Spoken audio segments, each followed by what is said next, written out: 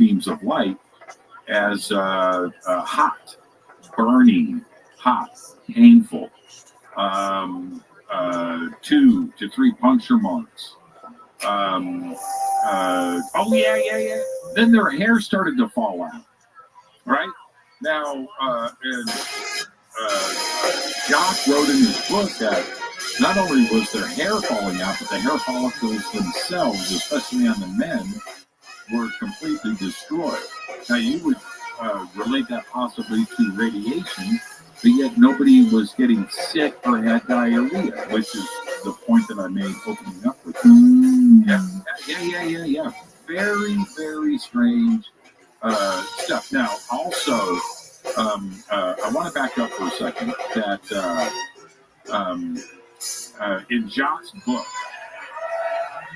he says it is in the islands around Bellum where the waters of the Amazon majestically come to meet the ocean 1 degree south of the equator. And again, references to the islands. And if you go, my original investigation on this case was that this was an island. It was an island called Coros. I went earlier this week after I knew you were going to see the show. I was so excited, and I remembered that.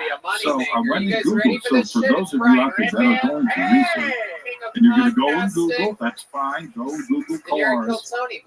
You're not going to find the Coros Island. At least I haven't been able to. Maybe there's a smaller one that is locally called that, and it isn't, part of the historical record geographically. I don't know. But all of your investigations should involve just the town. I agree with that. And back to some of the symptoms, not just symptoms, but like what happened. One thing that I found really interesting when I was reading was the local residents called these lights during this time called chupa chupa, which literally means sucker, because they believed that when they were getting punctured, that these entities were taking their blood. However, there was no real proof into if that was the case or not.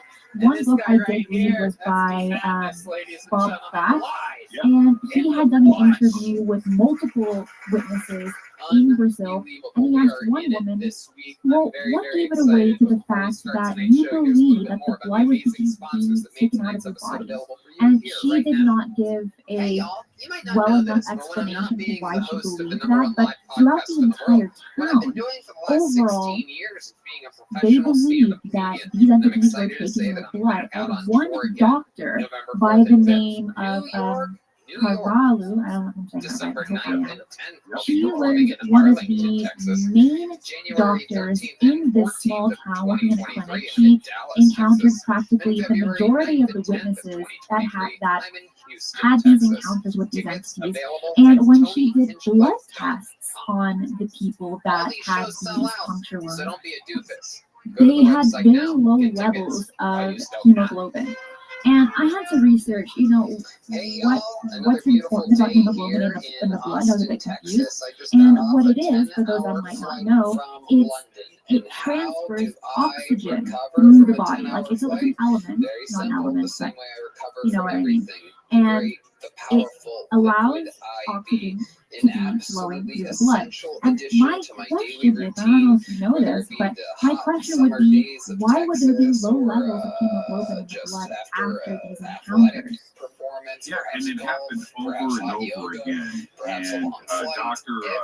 Problem that I put my body through, any trauma, liquid IV keeps me hydrated, keeps the blood flowing. It's incredible, tastes great. And Jacques writes about this in the book. It's all very similar, straight down the line. And 16 ounces of water hydrates you 2 times faster and more efficiently than water alone. Carvalho, it contains 5 essential vitamins, B3, B5, B6, B12, and vitamin C.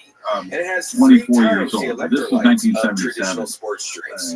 Made with premium ingredients, it's non-GMO, and she was 24 at the time that this happened. And I think that's incredibly young to have these kinds of encounters and have no idea what's going on. So I feel kind of bad for her at the time. But they also come in lemon lime, pina colada,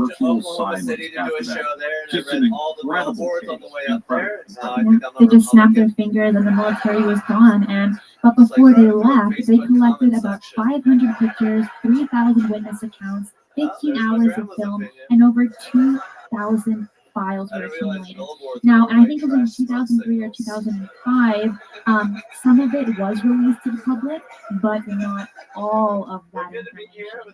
And someone just asked, did you read the book UFO Danger Zone? I did. I loved it.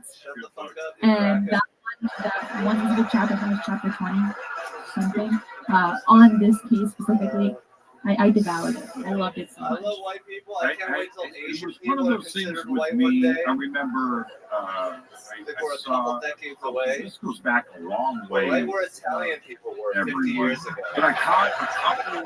I'm investigating the case, and suddenly I see it on TV. And then I see another segment on another TV show. What is it about this case? And I went back and I jumped back into it, and it was very visible there for a minute. And for some reason, it has been silenced. I think this is something that hopefully today, us discussing it, is going to cause so many of you to go out there and do the deep dive. I want to swing back to this, which is this. You do. That's as close to a cracker. Again, this is from Jacques Vallée. I love it. He says the reason the phenomenon could not be denied was very simple. Every evening, UFOs appear coming from the north. Just constantly thinking Okay. cracker. Now you've got to look and see where Polaris is and where it is on that part of the coast. But the coastline heads up and goes west. Yes. I've never seen this Okay. one before. And We've been watching if you back up, there you go. wardrobe expand in the You're last very few months. close I don't know if you guys to noticed, but we the top do. Is and that an north side of Amazon Brazil. purchase? Actually, Your no, French Tony. This is a Guyana, Lululemon. right? There's Venezuela. But you see that up the coast right there and how it goes north? That's what we're talking about See, this here. is one of the greatest Very interesting things in point, all because of after the that it's history of east the west. show. And Because, also, if you you know, go the directly regulars north, getting to watch you're over this the water, work and get right? better Okay, and you're over make the island. material is one So, thing. But the amazing thing about Hans is that we've actually watched him go from coming from the north. In some cases, nothing they burger flew down from the that sky. exclusively In wore others, free they t-shirts that were emerged given to out him. of Like the at one ocean. point he was just I wearing the saw a screwball photograph peanut butter of an whiskey object with shirt a and luminous the white Deep Eddy ring shirts flying and all the right out of the sponsors, brackish everything. water And now at dusk. look at This you. is Jacques Vallée. Lululemon. They came over the islands at How low much does that altitude cost? and $70, circled. right? They descended as if to land. They made loops and accelerated suddenly. They hovered over houses and probed inside with beams. They even emerged out of larger objects and then re-entered them. And this happened on schedule every evening for 3 months. Now, can you imagine how terrified What you wear is you called a would towel on be your in head. this village? You know, you've got no defenses, you've got no nothing, and you're running down the street being chased by, right? Yeah, no, it's awful. And I was reading stories that people pulled out their guns and tried to shoot the lights. And I'm thinking, hey, good luck with that. I'm really sorry. Does it feel more expensive? Like, does it feel like different than? Oh yeah, it does. Yeah, it does. Absolutely. Yeah. I'm wearing a Comedy Store hoodie, so Red Band still hasn't learned how to call yet. It's just shaped like one. So Hans, what else are you spending your money on? Lululemon's a big deal. Wait till you try Aloe. A-L-O.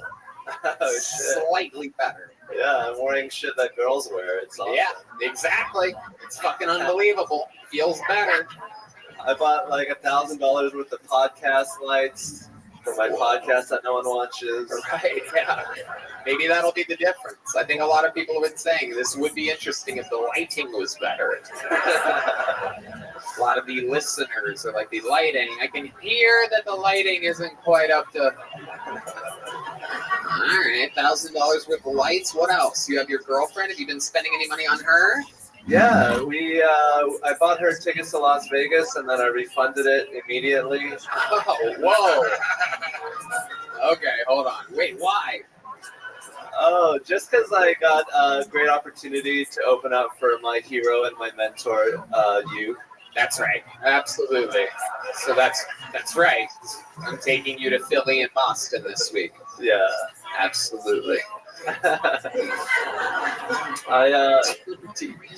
Steve Madden is making some kind of joke back there. I'm not exactly sure why. Sometimes I'm blind to what he says. Goddamn right. All right, Hans. What else? I have a gun. Ooh, wow. Says it like it's on him right now. No, it's not on me. Oh, okay. I did have it on me when I bought this sweatshirt. You did. You went into Lululemon with a gun. Yeah. Wow. I knew I was the only one with a gun there, because no doubt it is famous for having yoga apparel. Very few guns in the yoga world. Just pistols. What made you go into Lululemon with a gun? I was with my girl, and I just wanted to protect her from any black guys trying to fuck. Yeah. Or crackers. Wow. It's funny that you get to throw that around like that. You use any other racial slurs? You technically could do almost any of them except for one. Which one is that? Yeah, which one? Why don't you just start naming them and we'll stop you and you hit the line. Hans, you're unbelievable. You make this look easy every single week. You're a fucking rock star, and I'm so proud of you. Hans Kim, everybody, with anything we managed to get things started. Legend. You guys ready to go to this fucking bucket? This is where shit gets weird. It could get weird. It probably will. It could be anybody. It could be a crazy person. Maybe you signed up. Who knows? I'm going to pull a name out. Your first comedian out of the bucket tonight goes by the name of Melissa Diaz. Melissa Diaz. Here she comes. She's got a steady pace, making her way to the stage. I do believe this is her first time on the show. Make some noise for Melissa Diaz, everyone.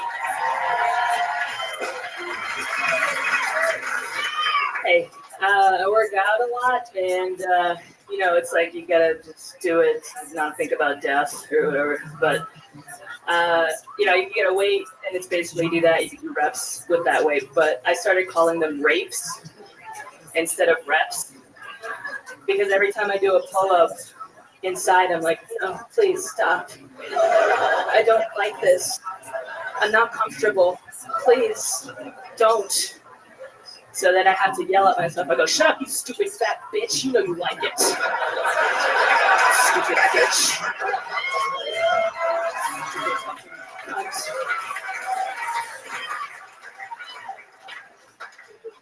Don't tell anybody, I'll fucking kill you.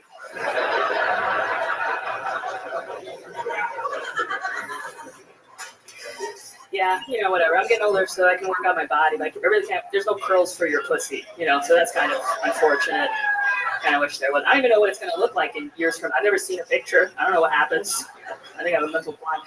I'm going to take a picture for science every single day of my puss from now till I'm 80. Just slowly watch it turn into a clean surface. Shit, that thing scared me. I forgot how this should have worked for a second. It's been almost 10 years. I got a little comfortable there. Holy shit, that's a rare treat. Whoa. Oh, Jesus Christ. You really had my attention there. That was incredible. Melissa Diaz. Wow. Incredible performance. Incredible. I loved your rape thing. That was amazing. A lot of people say rape's not funny. I come from the other school where I think it's absolutely hilarious. You really punched that one up a little bit. That's amazing, Melissa. You guys were there for that, Derek? The pacing on that first rape joke. She walked us all slowly into that rape. You know what I mean? Like she took her time. It was very well done. Right. Very well. You hit the punchlines. They came right around the corner out of nowhere, like it was a parking deck or something like that. Absolutely incredible. You had us all a captive audience to the rape bit. Melissa Diaz. Is this your first time on the show? Second time. What did we learn about you your first time on? That I like books a lot, and that I am a con artist. Those are the two things. Okay. But I am no longer that. I'm unemployed now. Okay. What happened? Why are you unemployed now? Benefits. Benefits. Well, before I was a software developer, but I sucked at it. So it's like my boyfriend is a software developer. So Your boyfriend is also a software developer. Yeah, well, we had my job together basically. So Okay. I was the face of it, face of diversity. Oh wow. Diaz. Melissa Diaz. Right. I love to code, and then I love it. Yeah, they do like, I want to live in America. I want to live in America. And they're like, oh my God, they're so hardworking, such a hardworking people. Wow, you're funny. You're like if Sarah Silverman was funny. She used to be. She used to be. The record Ralph started. She used to be. I saw her in an Uber commercial this week. So really? Yeah. Fuck yeah. No better time to be woke in Los Angeles than right now. I love it. Melissa, do you consider yourself woke? No, I'm sleepy. Right. Exactly. Quite the opposite, it seems. Yeah. I think a lot of women would be afraid to make rape jokes like what you did, and you made it funny, which says a lot. That's what we love. You know what I mean? Us comedy store people love it when you take a tough subject and figure out how to find the funny in there, and that was incredible. You put it on yourself, you put it on how hard the gym is, something everybody can relate to. Incredible stuff. What else, Melissa? What should we know about you that we didn't find out last time you were here? Other than the fact that you look like a son of Maud if you shaved and put on a wig.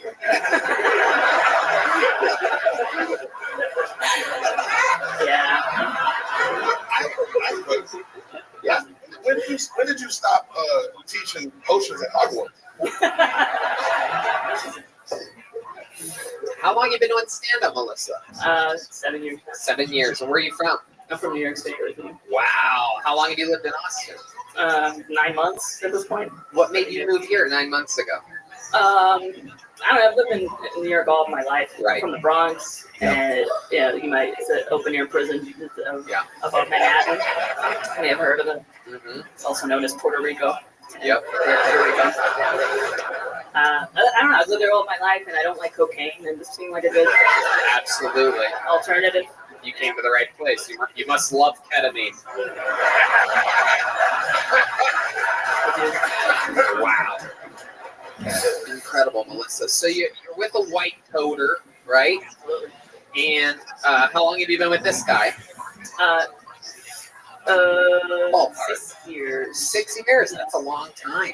How do you guys keep it exciting? 6 years with someone seems hard. I don't know. We're compatible. We're both really neurotic. That's kind of what. Okay. But the neuroses kind of complement each other in a fucked up way. Yeah. So we just sit down and think about death a lot. Oh, I like that. And hold each other, And that's what keeps you together when you know that you're in the dark with one other person. You just hold each other until it's over. D Madness. D Madness. There it is. There he is. D Madness with a perfectly timed. Tell me about it. Perfect timing. That of the. Wait a minute, so like anybody you hold on the street is just your lover for the moment?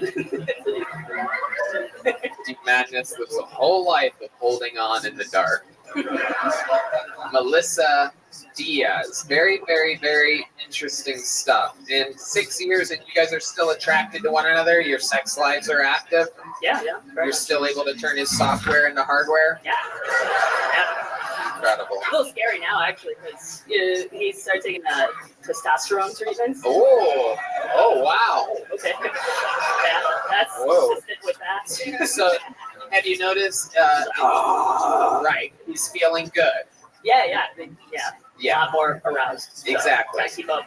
then also his happiness levels, correct? Is he Happiness levels? like one thing that I think gets lost in testosterone is that people don't realize that it activates your brain a lot. Yeah. Right. Yeah, he's a lot happier. He feels just more energized. It's like it's good for him. I'm glad he's doing it. Tony, you know, I start this Wednesday. You gonna do it? Yeah, I just got my levels checked, and I guess I'm a lesbian. Wow, that is true. I've been saying this for years.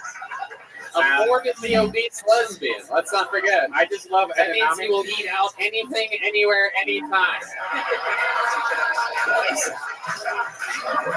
It's unbelievable.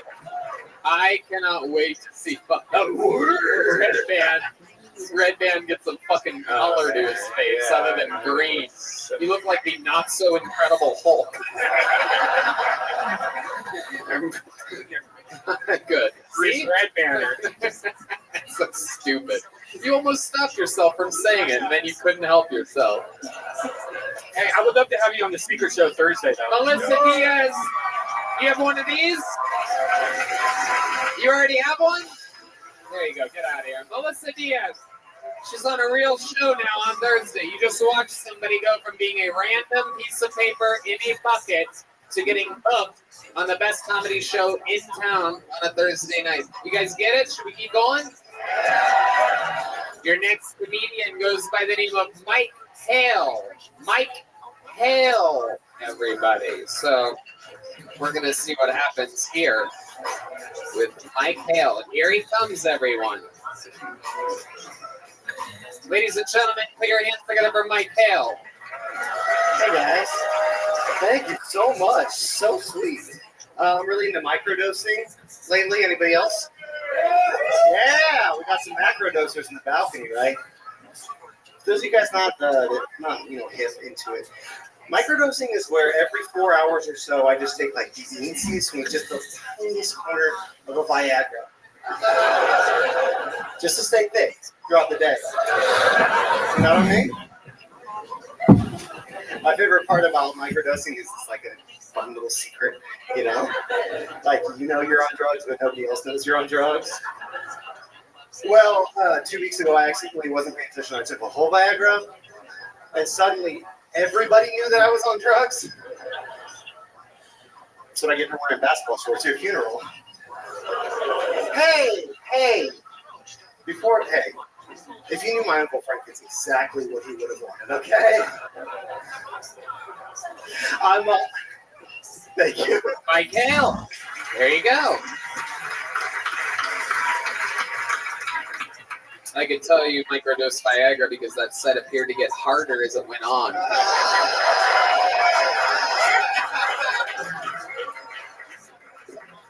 Sometimes even I amaze myself, but it's a really good one. Welcome to the show, Mike. This is your first time here, right? Yes. Absolutely. All right. How long have you been doing stand-up? About a year. About a year. Where at? Right here. In Austin, Texas. Holy shit. Look at that. Okay. And then have you lived here your whole life? No, I've been here for about 4 years. 4 years. Where did you move from 4 years ago?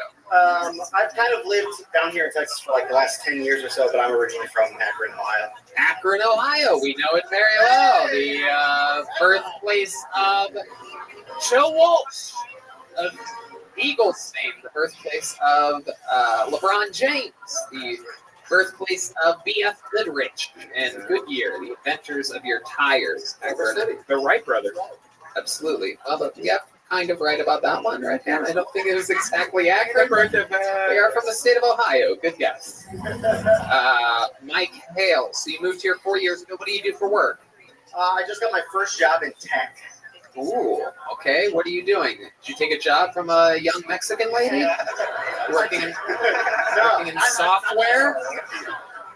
What are you doing in tech? I'm kind of doing, it's almost like sales, like partnerships in between different tech companies. Wow, it sounds horrible. It's a job. Got it. You enjoy it?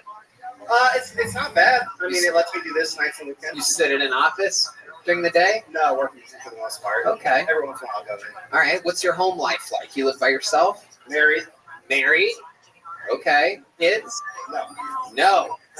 No way. Why? Why is that a no? The guy that's on Viagra all day. I thought you'd be fucking pumping them out like fucking. No, I think they're like I don't know. They're like gross. Okay. All right. It sounds like he's making his cover right now. He's like, oh, they're gross. 4 years in Texas. He's already pro-abortion. I love that. What's so gross about kids? It's not, I don't know. They seem like a lot of work, I guess, is the big part of it. Sounds kind of suspicious, right? Like a lot of. Yeah, I don't know. Just have kids. It seems like it ruins your life a little bit. Sorry if you have kids. That's fine. There's nothing wrong with having kids. So tell us in your amazing world where kids would stop all the fun that you're having. Tell us what you do for fun. Let's hear a little bit about your social life. Like, what do you do at nighttime when you're not doing stand-up? When I'm not doing stand-up, really just enjoying the fruits of Austin, Texas. Wow, the fruits. Jesus, that is the gayest answer I've ever heard. I suck hot, Tony. Enjoying the fruits and the fairies of this beautiful city. Don't tell my wife. Yeah. All the fruits are mostly bananas and, all right. What are the fruits to you? I don't know. Austin's just like the culture, the arts, the culture, but the food. You can't beat the food in Austin. Right. Let me guess. Sausage. You know what I'm saying? Just fruits and sausage over here. We're finding out a lot about you right now, Mike. The truth is coming out. It's got a lot more intimate. That's what I thought it would. Hell yeah. Welcome. So, tell us more. Tell us more about these fruits, because everything you say sounds kind of gay. I want to see how many accidental gay answers you could give me. We can do this all night. Let's prove it. I'll decide how long we do it for. You just tell me more of what you like to do. That's really it. When I moved here, it was the music capital of the world. It still is. There's still, you can go 2 p.m. on a Thursday and see, you're still on the street blues and stuff like that. And so that's one of my favorite things about Austin. That's what we spend a ton of time. And I guess that's, we don't have kids, so we can do more stuff like that. I guess is what I was saying when I was talking about not wanting to have kids, sort of thing. Holy shit, Mike. Oh my God. Jesus Christ. You trying to put me asleep so you can fuck me right now? Is that what's going on? That's what he did there. That was the double gay super trick right there. It's just like, no, not much, Tony. I just admit to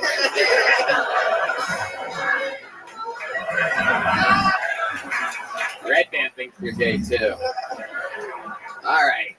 Mike, tell us something interesting about your life, your history. There must be something, you ever save anybody's life or almost die or anything interesting ever, like something really cool? So when I first moved to Austin, I was playing music and I got cast in a rom-com that was shooting here in Austin. And so that was an interesting, I got to hang out with Josh Duhamel and stuff like that. Who's Josh Duhamel? And by rom-com, you mean gay porn? Yeah. Well, that's not what they put on the casting call, but when I showed up, like, what am I going to leave? All right. So what type of music were you playing when you moved here? Just singer-songwriter kind of stuff. Austin is an incredible place for... You're a singer? Yes. Okay, so the band played something. Will you give us a little example of your singing? What do you guys... Name a song. The guys behind you are actual musicians. You are in the music capital of the world, you shit-talking fuck. You guys know any George Michael? Oh, this place used to be the music capital of the world. You can still catch a show anywhere at 2 a.m., but I mean, fucking idiot. No, it still is. It's an incredible place for music. Deep Madness knows exactly where you're standing right now, by the way. He's got a fucking sonar, all right? He will throw that guitar right at your face. Name a song or something. These guys will play whatever you want. Can you play The Fruits of Thy Labor?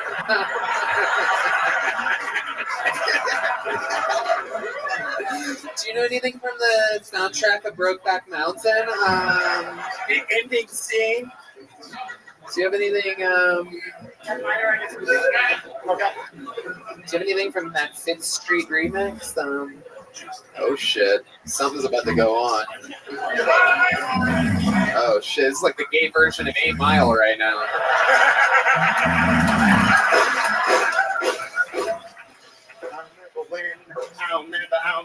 lost my mind. There was something so special about that day. Even your most I'd let go, there's so much space. All right. That was good. That was good. Oh, he's looking, he's pointing at someone in the balcony. Wow.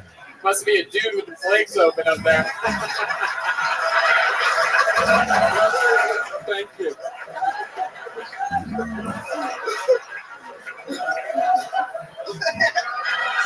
This fucking guy. That song is so much better from the perspective of a man deep in the closet. That song is like way more intense. Where was that nigga when you was doing stand-up?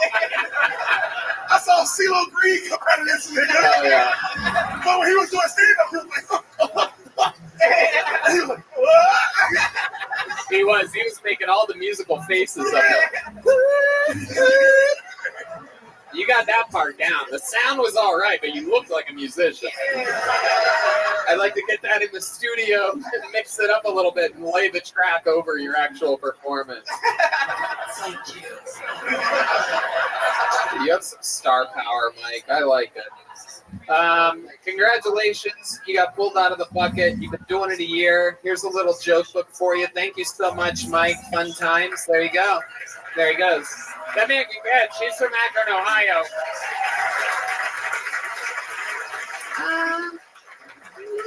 Let's do one more here. Let's get another bucket pull out of here. These people have been a little bit normal tonight. A little bit. Got some good comedians out of this bucket so far. We have to see someone fail massively. Let's see what happens here. Could be another killer. Sometimes that happens. Make some noise for Jason Messna, or Messiah, or Messru, perhaps. Whoa, from the very front. Oh my goodness, this is happening, folks. This is always very exciting when someone from the actual audience signed up. Come on, everybody, make some noise for Jason. I totally was just going to go piss if it wasn't my name called, but I can make it do this. So I'm basically just here because Hans Kim made out with my ex.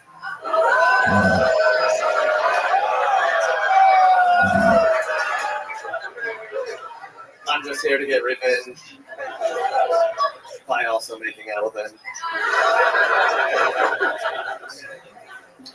So anyways, who has heard of Coachella?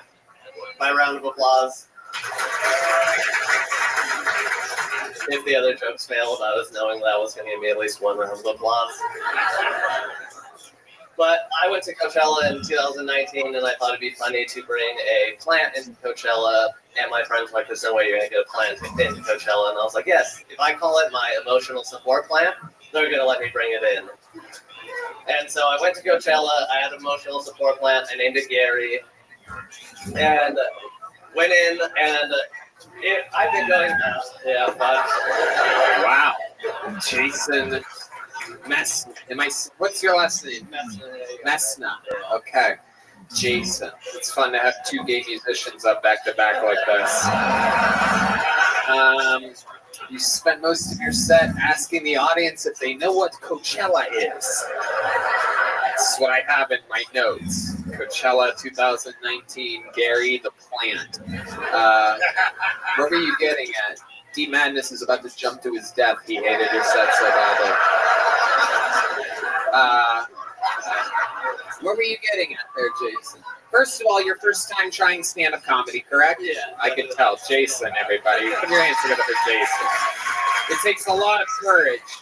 A lot of courage. Now, is this true? Did Hans make out with your ex? Yeah. Oh my God. Were you guys together when it happened? No. So I live in California, and we broke up, and she knows I love this show and have watched it for years. And she moved here after we broke up. Oh, I remember her. Said it on the show.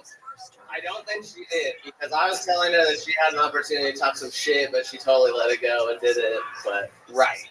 But you think that she made out with Hans just Her Yeah, you? she texted me like right after it happened. Oh my god! And she was trying to make you mad. Yeah. Did But you? it backfired. I own a tattoo shop, and I show everybody Kill Tony, and one of my favorite stories is to tell us that story. Right. It also backfired because Hans has herpes. I mean, she might have been the one, so. Right. Oh, you have it too. Okay, I get it. I love it. Okay, Jason. First time on the show. First time doing stand-up. Where are you from? California. Where? Northern. Okay. Chico. Okay.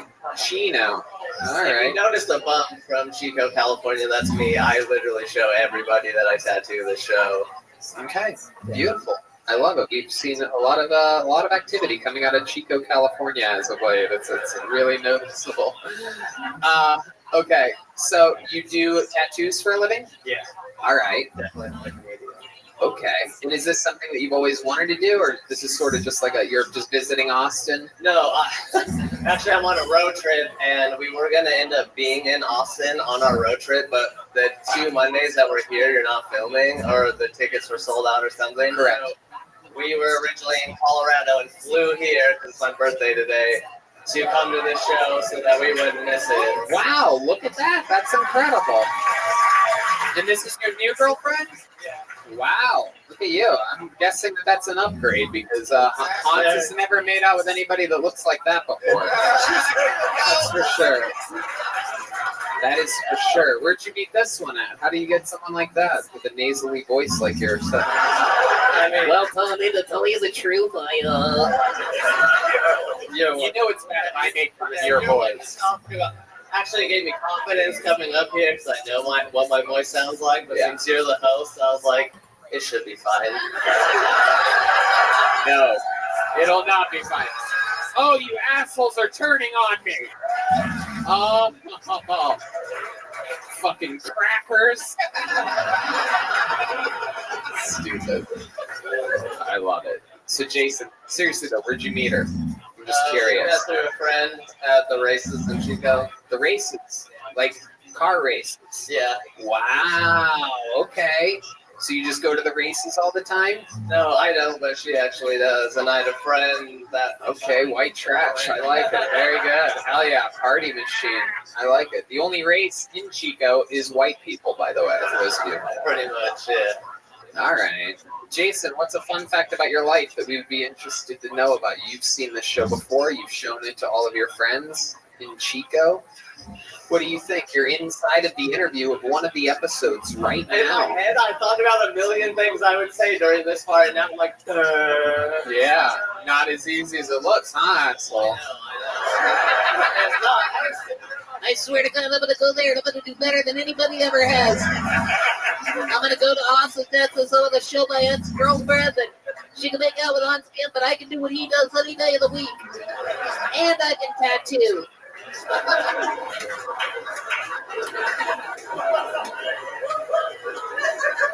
Give us an interesting something about your life. Your parents separated when you were very young, correct? Yeah. You're a tattoo artist. You were 3 years old at the time, 3 or 4.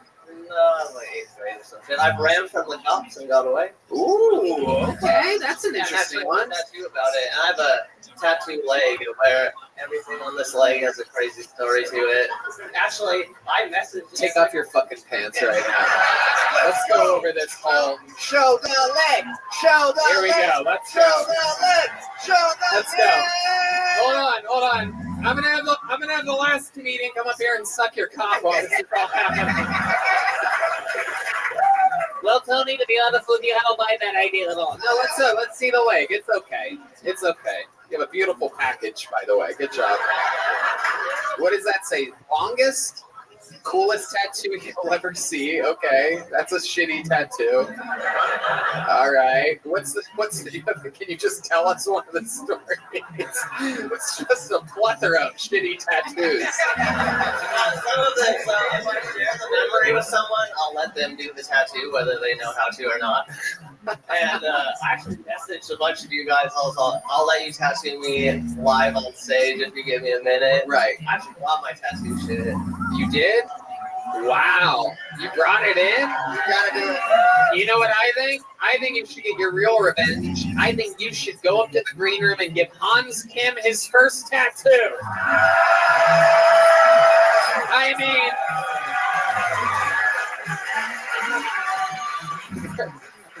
Red Band's concerned about insurance. What? Who do you think's gonna sue who? Oh. Sue Me is actually one of Hans's cousins. Yes. Where's Hans? Give me Hans Kim. Get him up here right now. This is Hans Kim. This is Hans Kim. H-A-M-S. This is Hans Kim. This is Hans Kim. This is Hans Kim. Somebody check the broom closet. This is Hans Kim. This is Hans Kim. This is Hans Kim. This is Hans Kim. Wow. Oh, whoa. There he is, my favorite little superstar. Look at him. I feel like it's been days since I've seen you. The great Hans Kim has arrived. Hans, do you remember making out with this man's girlfriend? Not at all. Savage. Oh, I love this man. I love that. Oh, he was such a fucking normal little autistic kid. When I first met him, he was just a good little boy. Now he's like, sorry, faggot. The loser bitch ex-girlfriend of yours meant nothing to me. Wow. Hans, have you ever thought about getting a tattoo? I'm down. Really? So if I send you two up to the green room, you'll let him do a little something on you? Yeah, sure. Okay. And then in whatever, an hour and 10 or whatever, however much longer we have, about another 50 minutes, you guys will come down and we'll get an update. Is that cool?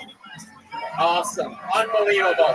This is Kill Tony history happening right now, completely improvised, live in front of you. This is the episode that Hans got his first tattoo. That's Jason Messon, everybody. Get to work. Hell yeah. That's awesome. That is incredible. Jason, get your little kit. Where are you going? Come over here. Get your fucking kit. No. Oh, here, sure. Take one of those. You suck, but I'm giving you a big one anyway. It was good for a first appearance. You don't have to leave if you don't want to. You can stay. Someone's going to fuck your girlfriend while you're tattooing Hans. Oh, that's the tattoo kit. All right, yeah. Go run into him and come back. All right. Ladies and gentlemen, while that's all happening, we're going to get this show moving along. Another one of your regulars is here. This guy, another absolute legend of the fucking game. Famous for his unbelievable joke writing and ridiculous roasting skills. My fucking little brother. Make some noise for David Lucas, everybody. Live. David motherfucking Lucas.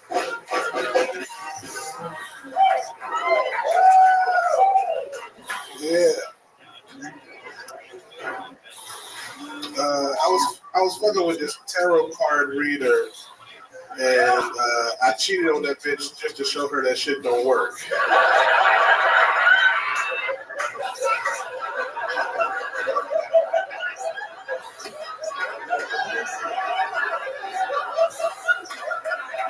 It's like, what card was that, bitch? You must have been reading Uno cards, yeah.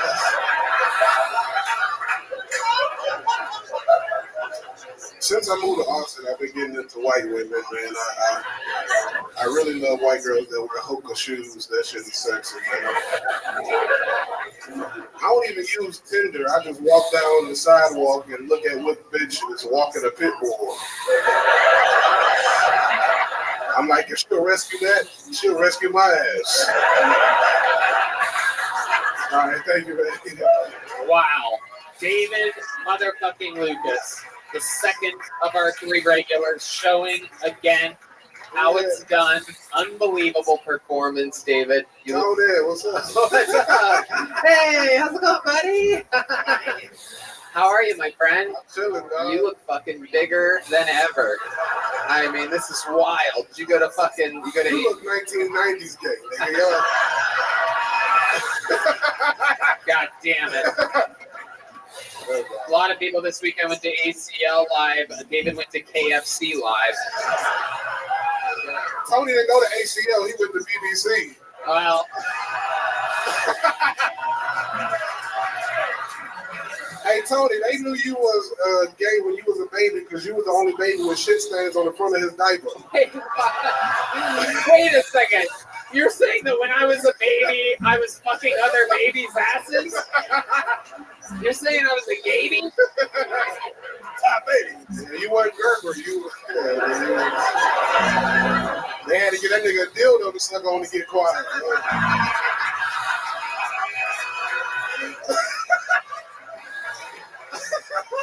I don't know.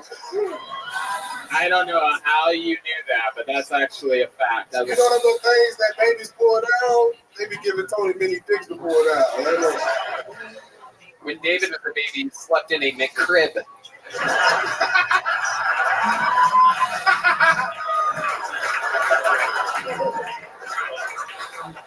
Tony, when you was a baby, they didn't believe in SIDS because they let you sleep stomach down, nigga. That motherfucker slept in sniper position. That's true. Are you able to sleep on your stomach with the Darth Vader helmet you have to wear to bed?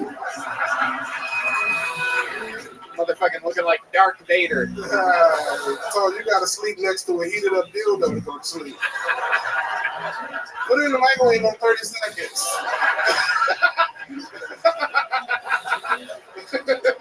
30 seconds is a little long, but I think 22 is the magic number there. But I like this style. You have two different types of denim on tonight.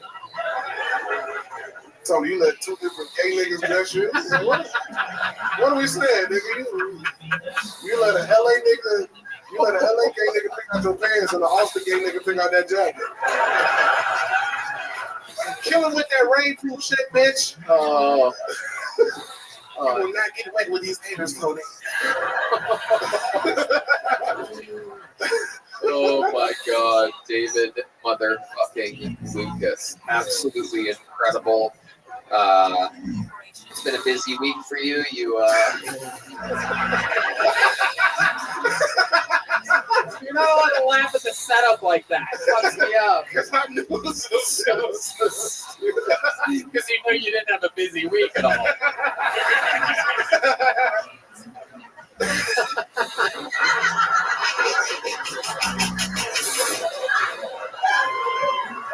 He was sitting on his...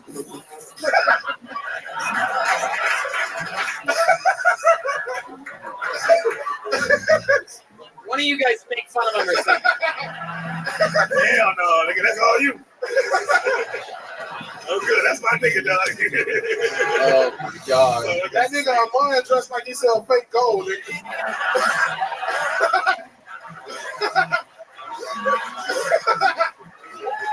The disrespect, he roasted your ass, got your leg on, nigga. Just on Elon. They're just mad because if you wore purple, you look like Grimace. Oh, shit. You look like the nigga that sold Aladdin that magic carpet.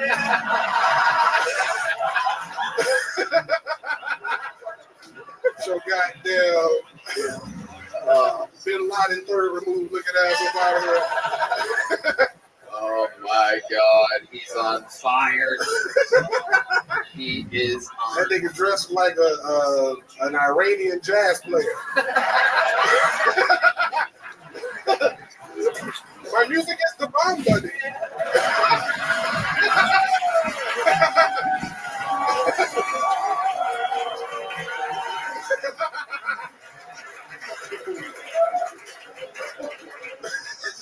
Unfucking believable. Unfucking believable. Look at You really just gonna let Derek off the hook on this That's one? my dog, man. Oh, Like, that's my nigga. We black, bro. You know, all right. We had enough of that shit. Then we got our great grandfather got sprayed by a fire hose. Chased by a fucking German Shepherd in hard bottom shoes, nigga. That's a lot. I hate to say this, David, but my granddad was white. Oh, fuck this nigga. Let me roast this. That's how we got it. Yeah. Yeah. Hey, my granddaddy is white too. I love it, David. You're fucking an unstoppable force, getting stronger like a meteor in space, just gaining strength every single week. That wasn't even supposed to be a fat joke at all. It's supposed to be a compliment. Hey, Tony, if we get hit by a meteor, you can swallow it up. Okay. Okay. Send Tony into orbit. Yeah. Open his ass cheeks. Son of a bitch. Go ahead, bro. Light me up too, nigga. I can't let everybody get lit up. That nigga look like a Negro League Kermit the Frog.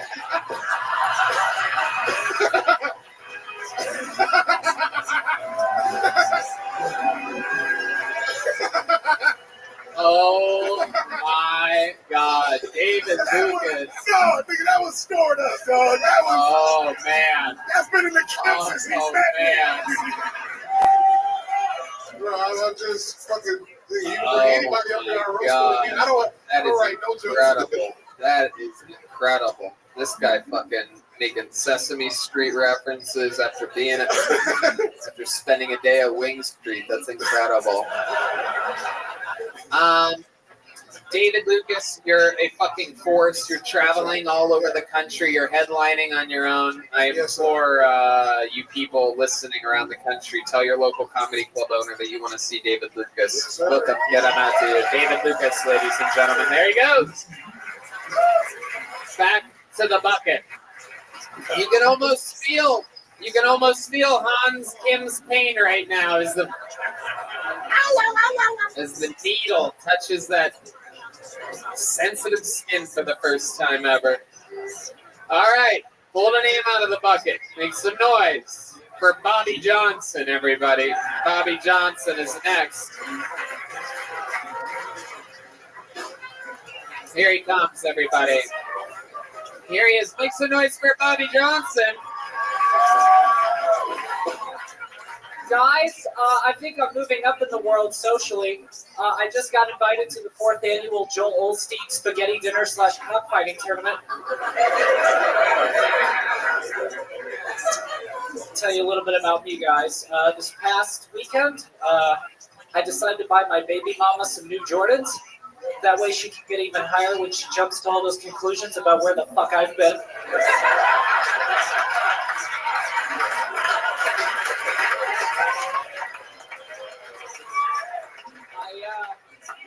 I got a phone call that People Magazine's doing an article about my solar-powered abortion clinic.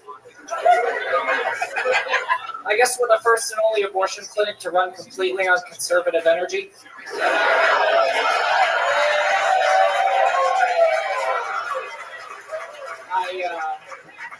I recently went into a Burger King, and I don't know if you guys have been in a Burger King lately. 2 words: honkies every day. That's it. Wow. Bobby Johnson has arrived. Oh, a standing ovation from Red Band. Wow. You just made the world's laziest man stand up for a second. I've been waiting for you.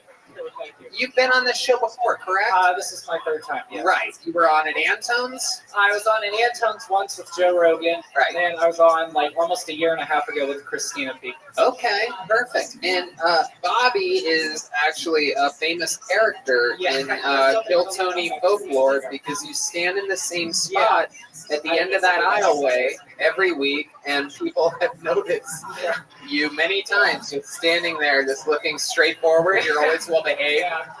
And some people have brought it to my attention that there's this one guy that's always standing there. Yeah. But I thought that you'd been on the show before, so it's good to see you again. You're here every week, right? Yeah, I've been signing up since the Gary Clark Jr. episode. Right. Okay. Yeah, that's been a while. Like 4 months. Yeah. Right. Okay. Very, very cool. Derek, what do you think about this guy? Bro, you really fuck black chicks? Because I kind of believe it. I do not believe him whatsoever. I don't know. I fuck that girl, that skinny nigga Road Trip who fucks that black girl. Yeah. The undercover DEA agent on Breaking Bad. Yeah. Yeah, no way. No way. Nope. Would you? What? Would you? Yeah. Are you very sexually active? No, not at all. You have the same complexion as our friends from Seattle here. Yeah. So tell us about your life, Bobby. What do we not know about you? What do we know? Ever since the last time I was on here, I've moved here since. I've been here since the... Where were you before? Dallas. And you, I kind of moved back and forth between Houston and Dallas. Okay, but now you live here full time. Yes. How long ago did you make that move? I have been here since the Monday after Thanksgiving. The Monday after Thanksgiving. It's almost a year. Right. Okay. Yeah. Absolutely. Okay, the Monday after Thanksgiving. So you had Thanksgiving with your family, and you're like, guys, I have an announcement to make. We're moving to Austin. Yeah. Okay. What's your family like? They live in Dallas. They're both retired now. Okay. Yeah. Are they retire with a little nest egg, or are they sort of like what's it looking like there? Like, are they like happy? Yeah. They're both happy. They're together. Okay. All right. And they're both retired. So they had you when they were a little bit older? No. I'd say my dad was maybe like in his early 30s. I honestly don't remember off the top of my head. When he had you? Yeah. Okay. It was 1992. I mean, okay. Yeah. Yes, Reservoir Dogs is out in theaters. It is, yeah. All right. Bobby, you ever commit a crime? No. No? Not off the top of my head. No. Not off the top of your... How about the bottom of your head? No. So, okay, you live by yourself now, or you have roommates? Yes, I live by myself. You live by yourself. How are you able to afford to live by yourself? I have had a comical amount of jobs since I've been here. I'm not proud of it. But today I just started working at a Greek restaurant. Okay. So you do whatever it takes for you to live alone. Yeah, and I did Uber Eats for a while, but then I didn't want to pay all that money back in taxes. Why are you so committed to working so hard instead of having a roommate? Do you have any weird habits around the home? No. I am ADHD, but that's besides the point.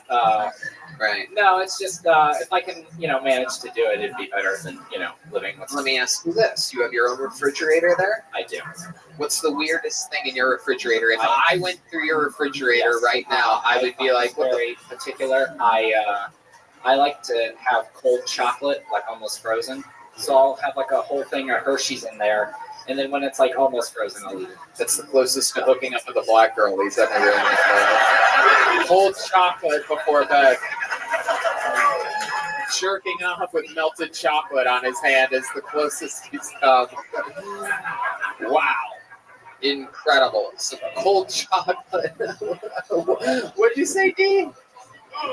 All right. Hey, Lord have mercy. Yeah. Okay. All right. I feel like there's something I'm missing here about you. I feel like I'm one question away from getting something fucking golden out of you. You ever been injured? You ever have a major accident of some kind? I injured my toe a year ago. Yeah. Oh, but okay, no. On the Joe Rogan episode, we talked about I had a mass in my lungs the size of a softball, and there was talk where it wasn't as shrinking as fast as we would like for it to go. But since then, the antibiotics really did their job, and it shrunk, and I'm completely clear. Wow, there was a little stutter there on the completely. Did you guys hear that at all? It's sort of like if the doctor told me that, I'd be like, fuck. Yeah. Tony, you are good news. You are completely clear. God damn it, I still have it, don't I? Where do you think that thing in your lung came from? What'd they say? I had the mask on, and the air was like the dirty air was like going back into my mouth. And I didn't want to bring that up on the first episode because the whole mask thing was going on back then, and I didn't want to get political. What could be on my only visit on Kilton. Wow, I actually love this, but now we're ready for this, right? Now we can talk about the fact that in some instances, masks cause some harm. Is that what you're saying? Yeah. Your doctor told you that the mask had some... No. Oh, okay. We were close there. We were close. YouTube. There was waiting for that strike. There. 350 Austinites. Come on, give it to us. Tell us those masks cost something. This was one yes away from being a rally. Right there. Bobby, are you vaccinated? I am, yeah. You are. What made you decide to do that? You have the skin color of a you have the skin tone of a triple boosted right. I can't stop thinking about it because you're like your own race, my nigga. Yeah, it is. Because everybody in here is white, but nigga, you something else. You know what I'm saying? Yeah. You are white. This is like Princess Rhaenyra's kids when they were supposed to come out half black. House of Dragons is a hit show. It's like a lifeguard's nose. He's blue Radley color. It's like, bro, you should fuck a black girl. The color contrast, my nigga, would be incredible. Blow your mind. Yin and yang. You would make a beautiful mixed baby. Probably, yeah. All right, Bobby. I mean, an incredible performance, right, Dan? You know, I would love to have you open up the secret show Thursday.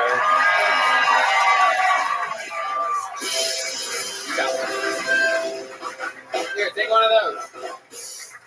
Bobby Johnson, ladies and gentlemen. There he goes. Make some noise for Bobby, everybody. He already has a big joke book, so I gave him a little one just to keep us a little something.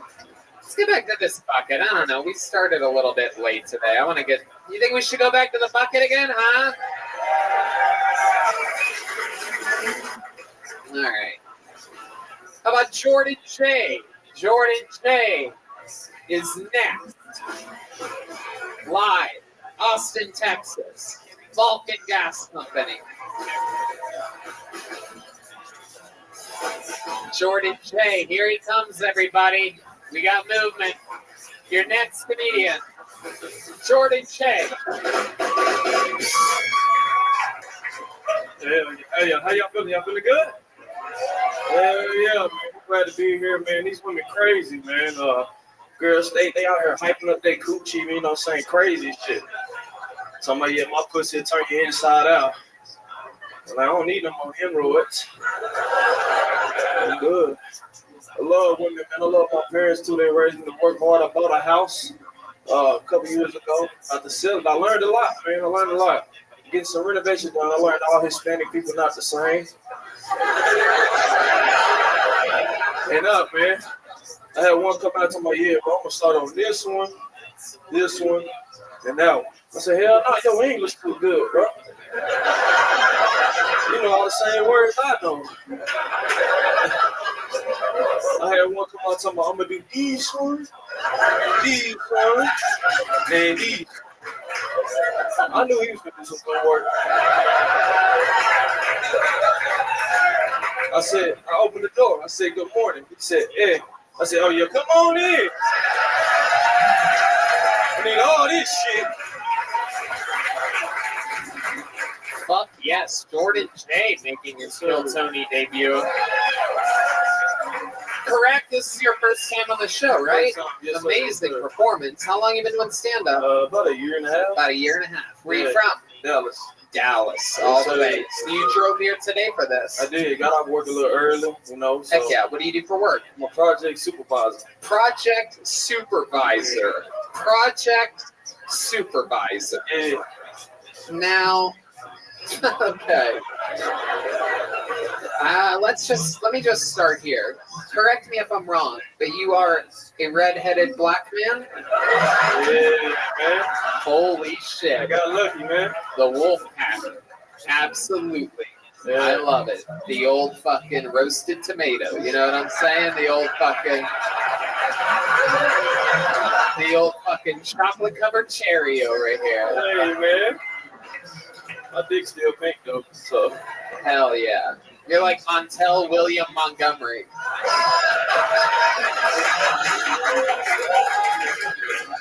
Oh. You hot tonight, man. I like the roast too, man. You're good. You're good. An unbelievable performance. You are extremely talented for just a little over a year in. Appreciate How do you think you ended up like this? What's going on? Tell us about your life, Jordan J. Well, my dad's black. My mom's white. White as fuck, right? Yeah, she like meth. She's like the last guy that was on stage. Yeah, close, but she got like blonde hair, so right. Like I said, she do meth. Okay. Yeah.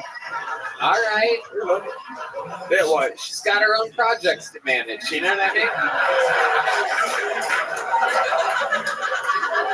mean? Yeah. It's cool, man. I love it. So, what does your dad do? He's black. So, you said it, buddy. You said it. I'm glad you mentioned that. So you guys don't talk much then, huh? I mean, black dads often don't talk to their non-redheaded children. I can't imagine what it's like having a little fucking gingerbread cookie that got left in the oven a little too long. You know what I mean? Oh, shit. When's the last time? Gingerbread cookie. When's the last time you talked to Dad? I'll talk to him often, man. Okay. No, I was just saying he's black. Right. I love it. He does like security, like software security stuff or something. I don't really. All right. Yeah, he steals from people. Okay. I'm kidding. Yeah. I'm kidding. Jordan, what do you like to do for fun? You seem like a fucking cool guy. You came up here with so much confidence. I thought you've been doing this for years. What I do for fun, man? I like to do like spoken word, like freestyle spoken word. Really? Yeah. Okay, Red Dan, relax for a second. Jesus fucking Christ. Interview. I've been renovating my house. Like I had got some Hispanic people out, but I was doing something with myself. So I like to work with my hands and stuff. Hold on, wait. There was a lot right there. You like to work on the house. There's Hispanic people there right now. Is that what you said? No, they just finished. Okay. Yeah, What'd you have the Hispanic people doing? The bathroom. I had to get I wanted a new shower. Right. So we got rid of the bathtub, put a walk-in. Right. Like you walk into it. So walk-in bathtub? No, shower. Like the water come down on you. Yeah. So fancy shit. It's so simple that I'm confused. Actually, it's like, holy shit! Wow. So you have a walk-in shower now? Yeah, man. Life's getting better. Absolutely. I love it. Real. I love it. What do you like to do in the shower? You have like special stuff? You have like red in the shoulders? I have photo. You're red in the shoulders? No? Red and shoulders? Red and instead of head and shoulders? It's a shampoo for people that bathe Red Band? Okay. There you go. Yeah, man. I ain't got any. Like, I got a speaker. I put a speaker in it. Like, you know what that is? Like, Love it. Absolutely. I got it. So, I like to listen to music in the shower. And think so you have a little Bluetooth to go with your red beard. Yeah, man. I love it. I like to jam and shit. Me too. I'm with you. I got the same. No, you ain't coming in there with me. No. I'm not coming in. No, don't let David's jokes fool you. I am not letting you fuck my butthole. All right, well, I'm about to leave. Fuck that. No. Stick around. You live by yourself? Yeah, man. Weirdest thing in your refrigerator. What is it? Caulk. Like the glue, to glue like floorboard down. Okay. Tony got real excited for a I'm second. hard as a rock right now. I'm like, wow, finally, someone that has things that... My goodness, I often have caulk in I call my ass a refrigerator sometimes. I have caulk in my refrigerator too sometimes. I get a little too much tequila in me all of a sudden. Isn't it interesting that this man has caulk white pasty in his refrigerator, and the white pasty guy has chocolate in his refrigerator? Does anybody else notice these things? I think of these things. It's amazing. Amazing. Perhaps if we looked closer, the chocolate might have a red wrapper. It might be. Don't get down like that, man. It might be a Tony's Chocolonely or something like that. Anyway, Jordan J., your love life. I'm interested to know what you're into. A black man with red hair. We talk about, I'm going to guess, thick white women. We'll be in Austin, so hell yeah.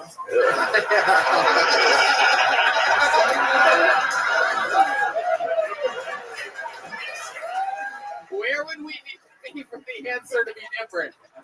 If we were in Japan, what would your answer be? Thick Japanese girls, Tony. Probably Hans. Yeah, exactly. That's a good pick. I love it. Oh, Jordan J. All right. Well, an amazing fucking performance. You're cool as fuck. Are you wearing your own merch? Yo, I got a gift for Tony. Oh shit. Yeah, it's some merch, man. I made it. Okay. The dude that tried to tackle Dave Chappelle. Okay. Yeah, I love that. We Hell yeah. Absolutely. Yeah, man. It's like 3 sizes too big for me, but yeah. I figure you grow into you red, man. That's too small for me. I will. I'll grow into it. Tony, that's like when you get out of the shower and you go to bed. That could be one of those shirts. Yeah. Yes. I just don't wear any pants or shorts with it. You know, Winnie the Pooh. Let my little twig and berries swang. You know what I mean? We couldn't put them in the dirt, so I put them on a shirt. I love it. I love it. 100%. I'm with you, Jordan J. I love everything that you stand for. Thank you so much. Welcome to Kill Tony Folklore. Take one of these with you. Boom. Jordan J. Hell yeah. All right. Well, I mean, I think we started a little bit too late. I think we should go to this bucket one more time. Huh? This lady doesn't seem into it. You don't want the show to go on? You do, okay. We got a Karen, ladies and gentlemen. There's one single Karen here. All right, fuck it. Let's go one more. Let's see what happens here. Make some noise for Cody Mack, everybody.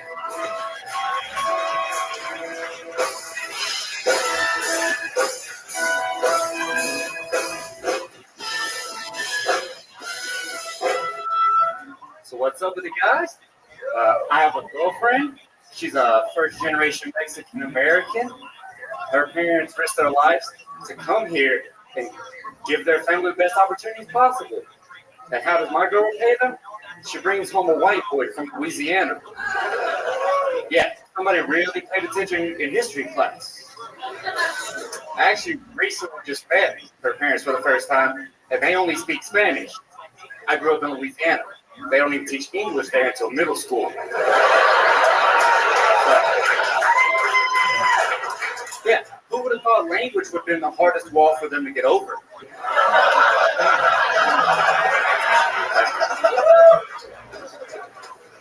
Yeah, I love her though, man. She teaches me stuff all the time. Like she recently taught me that white privilege. I didn't know. I thought it was whenever your uncle so choke to the sheriff. That's what I thought. But yeah, thank you guys. That's all I got, guys. Thank you, Cody Mack. Welcome to the show, Cody. This is your first time here, right? Yes. Welcome, welcome. I've always wondered what it would look like if Zac Efron was on crystal meth, so this is exciting. Welcome to the show. Thank you. I'll take that.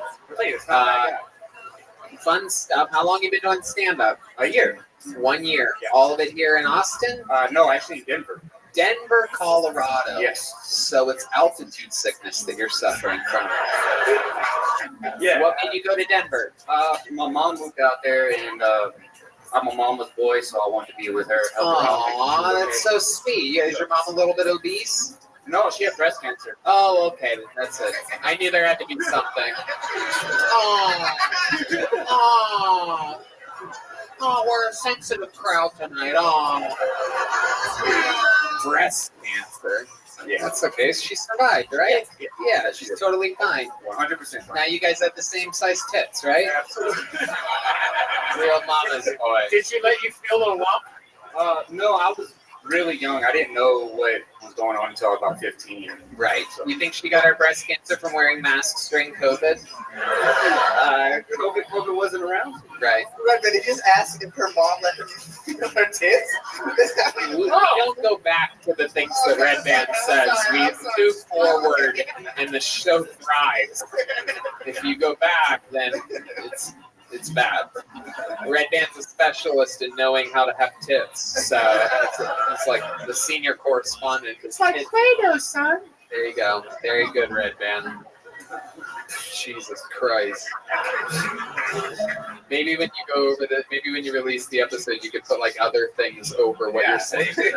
I'll help you like punch it up. Your mouth will be moving one way, and you'll say a microphone in front of much my mouth. funnier things, and then the crowd won't laugh. You can put it. All right. How sad is the breast cancer? Cody Mack, let's get back to your mom. So, did she let you keep the tumor and put it on a necklace? Is that what that is? No. Oh, what is that? What is that? Glass heart. It's a glass heart. Yeah, it's a glass heart. Okay. Tell us about why you're wearing a glass heart. When I was living in Denver, I worked at one of like the best head shops, and it was like the first glass piece that I was like, I really need that. I've been to Denver quite a few times, and I'm pretty sure every head shop says that they're the best head shop. This one has awards. We have awards. Oh, you have awards. I did. Okay. Who decides who wins the awards for best head shop? They have like a what's the word I'm looking A commission. Conferences and shit like that. Conference. Okay. All right. Cody Mack, tell us more about your life. Most interesting things about you and your history. Let's see. I played baseball for like 14 years, and then I did MMA for like 3. You did MMA?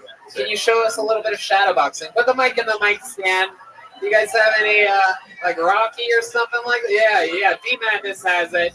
Here's a little shadowboxing. This is oh shit! Wow. Oh wow! Oh my goodness! All right, stop.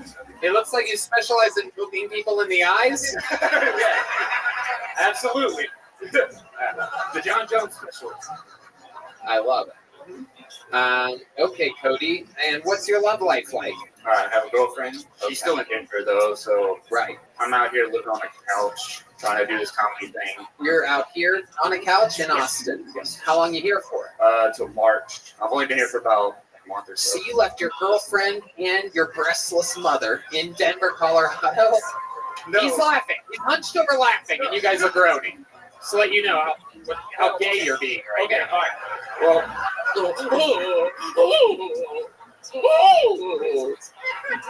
Jesus, we've been through so much together. You guys are fagging up now? Really? Breast cancer? Survive? She's a survivor. Wait, I have a joke about her. My first joke I ever wrote was about her. Let's hear it. All right. So my mother was diagnosed with breast cancer when I was 10. And my father did the best that he could, taking care of all of us. Even went one step further and even paid off all of her medical bills. 1 year to the day of him finished paying off her medical bills, she divorced him. Long story short, bitches ain't shit. So it's like I told her that joke and she laughed. Yeah, so, exactly. That's amazing. Your mom has a good sense of humor. She does. That's fantastic. That is great. Cody, other than MMA, you have any other special skills or talents? Anything that you like to do? Any hobbies or anything? I play video games. I used to solve Rubik's Cubes. Okay. I juggle a little bit, but not been like since high school. So. All right. Nothing since high school. But juggling, huh? I did that one time, yeah. Juggling's a rare treat. Any chance I could get 3 limes from the bar over there? Can you throw us some limes? Juggling is one of those things that I love watching people fail at. So I'm going to have you juggle a little bit, and then I'm going to send you oranges? Anything? Anything round? No, nothing? 8 balls. Do we have any 8 balls in the audience? Okay, here comes something, ladies and gentlemen. Oh, there's one. How about a hand for the corpse of Patrick Swayze here with some line swag? All right, here he is juggling. Whoa! Wow! Oh my God! Well, I mean, an incredible performance, Cody. One of the very best performances of the night. Oh, shut up. You said you play video games, which is amazing because I just so happen to have a custom-made Mario Brothers Kill Tony crossover version of this book from the great Bonsai, Adrian Cavazos, who makes all of these real Texas leather by hand. Check him out on Instagram at Bonsai with his C in the middle. That is Cody Mack. Congratulations, Cody. There he goes. We're going to do, I want them to get as much work done as possible on Hans, and we're going to make sure yep, that's perfect, because we're going to bring up the third regular of the show, ladies and gentlemen. This guy has done more 1-minute sets on the show than anybody absolutely ever. He's currently headlining all around the country. He's also going with me to do 12 sold-out shows this week in Philly and Boston. One of my favorite comedians on planet Earth and the record holder of appearances on Kill Tony. This is the Big Red Machine, the Memphis Strangler, the Vanilla Gorilla. This is William Lights Out Montgomery.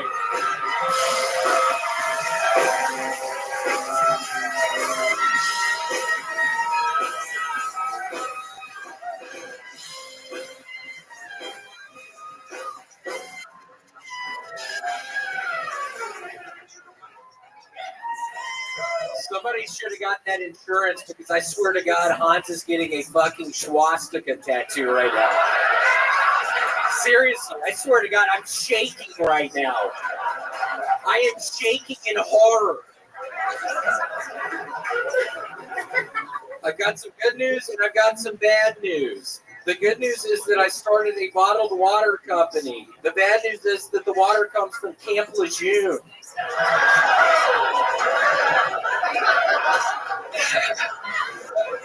Conservative Georgia Congresswoman Marjorie Taylor Greene has announced she's getting divorced. She and her husband have 3 young children, 2 of which are probably Herschel Walkers. He has a bunch of illegitimate children. That's why that was what it... Somebody told me the new movie Bros sucked ass, and I can't tell if that's a positive or negative review.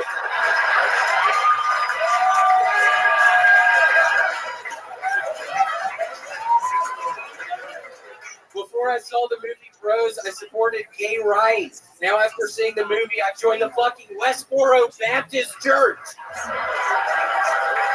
Let's give it up for the Westboro Baptist Church, Austin! The fuck? That's not something to clap at. Okay, that's my time. Absolutely incredible. William Montgomery. Ooh, a little wink. Wow, we've seen that before, folks. That was the classic wink. Hold on, I think I actually know where that might be. No, hold on. Don't do it. Okay, I'm gone the wrong way. Hold on a second here. There he is somewhere. Hold on. No, that's not it. Hold on. I can find this. I never get to do this. Hold on. Now, hold on a second. Hold on. I want to do it. Redfin, why are there pictures of naked kids on that fucking thing, dude? That's illegal. Because there's a noise in them too, William, you fucking ass. There it is. Wink at people.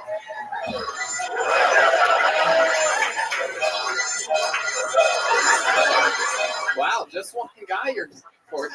Yeah, what's your story, man? What's your name? Wow, I've never seen gay crowd work before. It's incredible. Yeah, what's your name?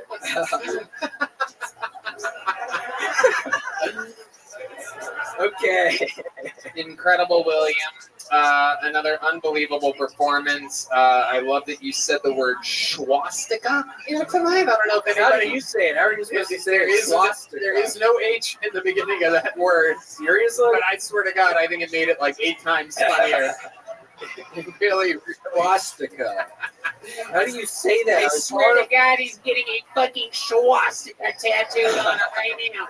Swastika. That's right. Oh, okay. Yeah, I was horrified right before I went on stage. I had to get sound guy's weed pen, and then I was like, "How do you fucking say swastika?" I couldn't fucking. Okay, it's swastika. It's not swastika. Good to know now.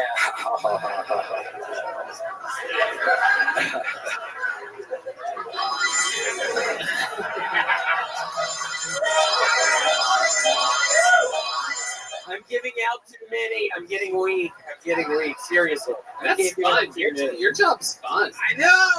This thing's fun. I never get to do anything here. Ooh. Ooh, oh no, my ass. Oh. Get that one that says N-word. Yeah, what is all that shit on there, Red Man? Holy shit. Whoa. How did we not know? Oh my God. This thing is incredible. Wow. Oh, okay. That one's David Lucas eating potato chips.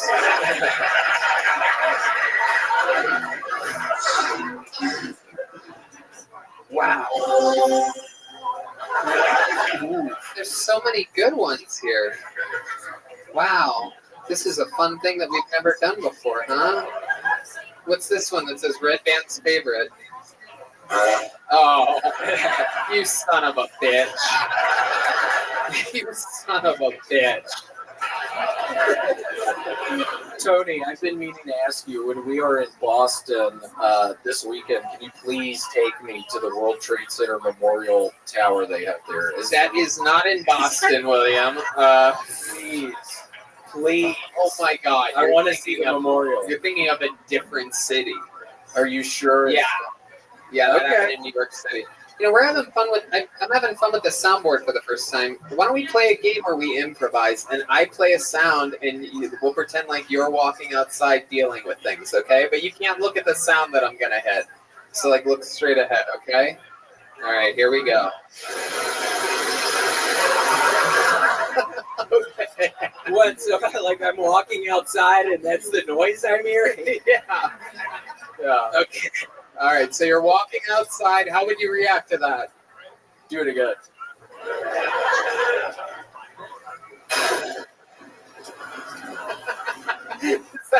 Is that the face you make in a rainstorm? Yeah, that's what a fucking rainstorm? That didn't sound like a rainstorm. Yeah, I'd be horrified if I walked out of my place. All right. You're just scared. Are you just scared of everything? What else is there? Let me see what else we have here. This is incredible. This is so much fun. What do you think that was? Do it again.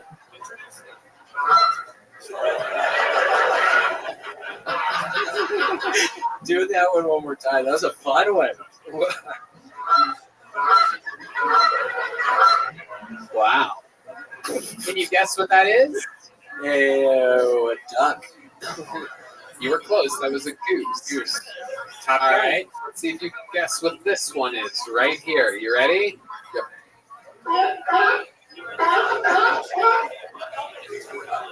God, don't play that fucking sound again. Seriously, don't fucking. What animal do you think that is? Oh man, what is that? That's your mom. Oh shit, Redman, I've been being a real fucking nice. Yeah, Redman's been a little bitch recently. He'll fucking up in the green room after the fucking shows, he'll start crying a fucking river about me talking about his fucking stupid ass mom. I intentionally didn't bring her fucking old ass up. I actually Why would have. you say that? It's funny you mention that, William. I actually have some of the audio of Red Band complaining about you making fun of his mom. Here it is, right here. It's so much fun. I can't believe over 9 years I've never really played. Tony, with what was that with a fucking fat pig? This is What my. was that fucking boy? This is my impression of the inside of D Madness's brain. Ready?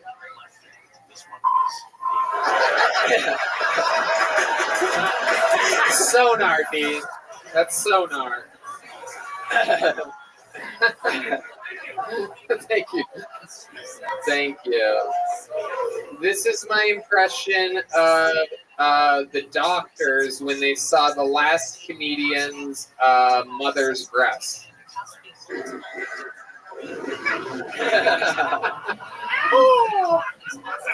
Oh, you guys don't like breast cancer jokes. It's because she had breast cancer. Thank you, William. That's why that one's funny. Thank you.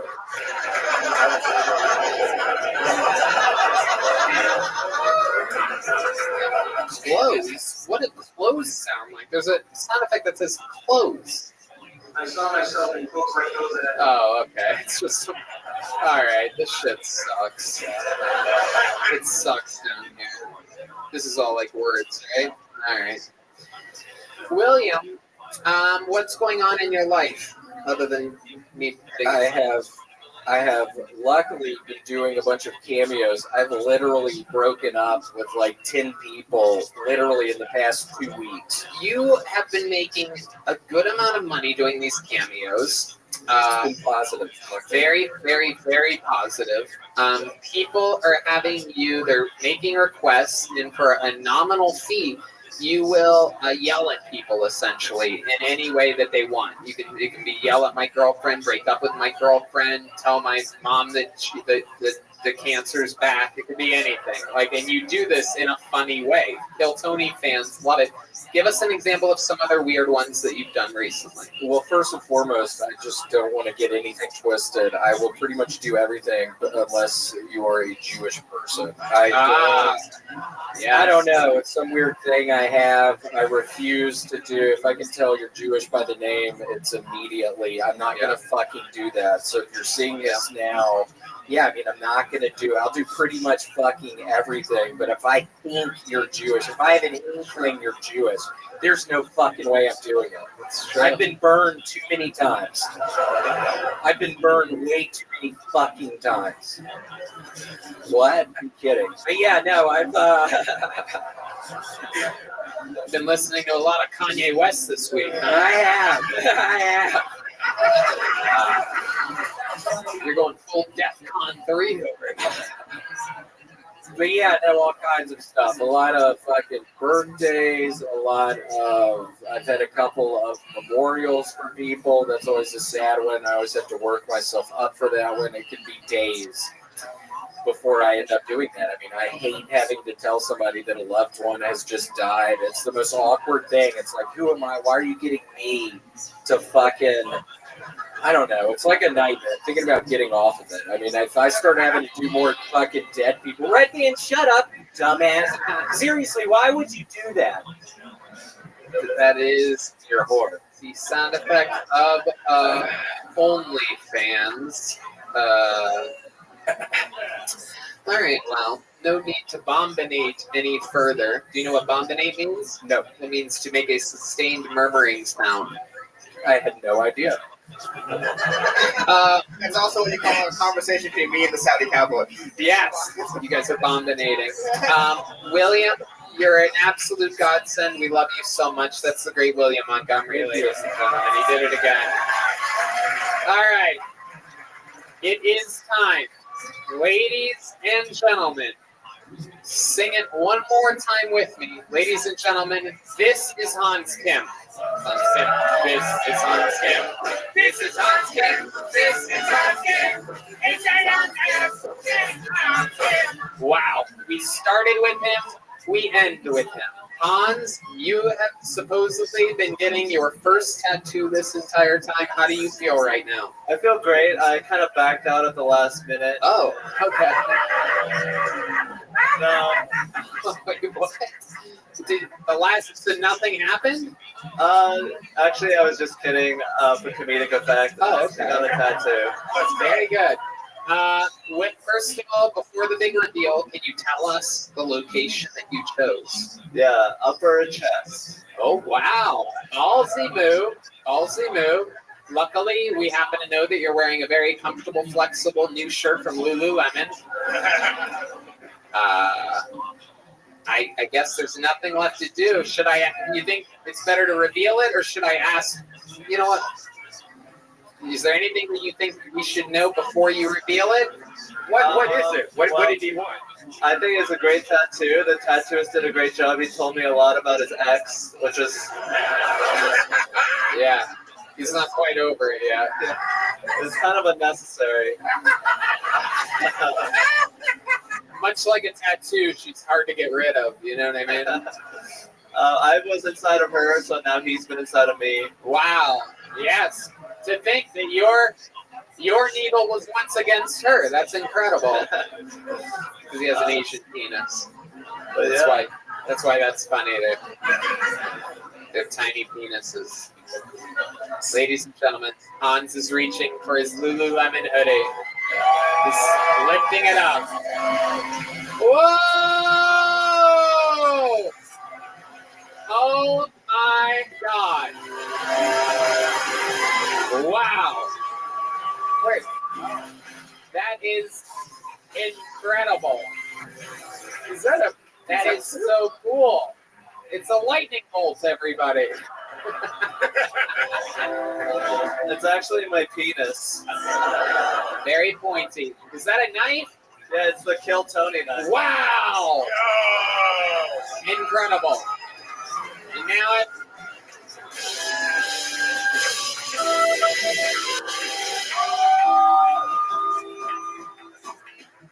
right when your parents could not be any more disappointed in you, Hans, here you are with a. How do you feel? I feel great. I feel like I'm partly black now. Wow, that's one way of looking at it. Incredible stuff, Hans Kim. I'm so honored that you would choose the Kill Tony knife as your first ever tattoo. What an iconic episode! The first ever tattoo in Kill Tony history. Make some noise for Hans Kim, everybody!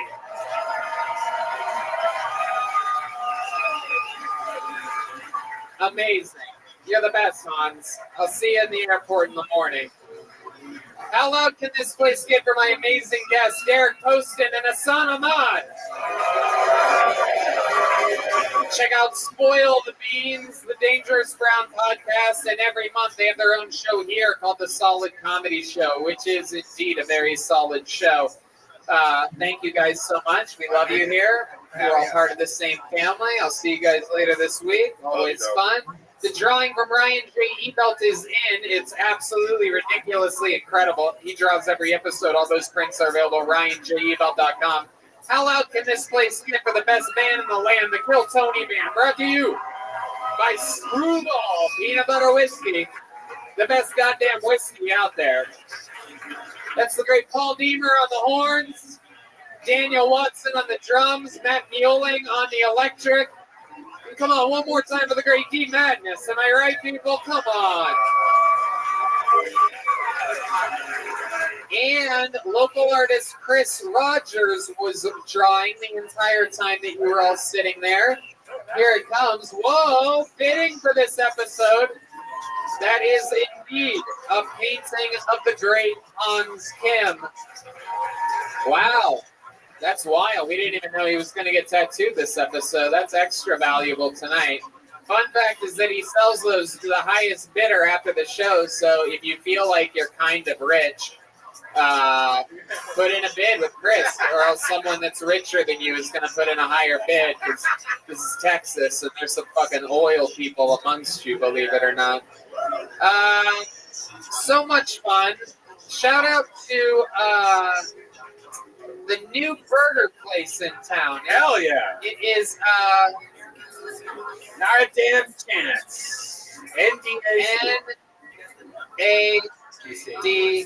NADC Burgers on Rainy Street. Absolutely. It's at Idle Hands. So there you go. That's good stuff to check out. And yeah, you can stay at the Van Zandt Hotel by clicking on the link that is in the description of this video. You can save 20% on a Sunday or Monday night by clicking that link. Special exclusive for Kill Tony fans here in Austin, Texas. Thank you again to the Red Rose and the Yellow Rose, Deep Eddy Vodka, Screwball Peanut Butter Whiskey, and to you, the live audience that makes it all possible. We love you guys. Thank you so much. Good night, everybody. Love you guys.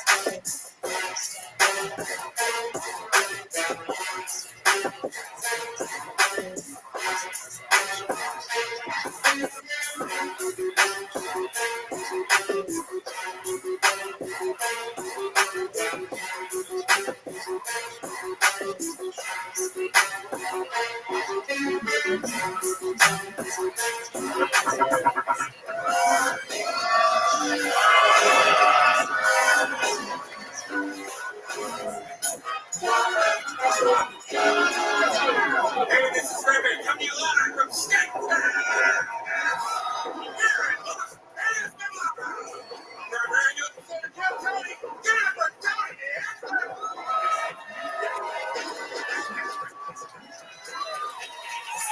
Las Vegas. You guys ready for the best goddamn night of your lives or what?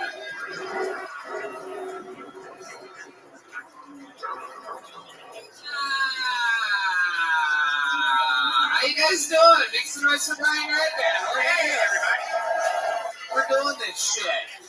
Fucking look at this setup. We are here at Skankfest in Las Vegas. It's beautiful. It's a real fucking Skankfest. You can tell. Look at all the people. There's a guy with fucking tattooed head right there. Look at that.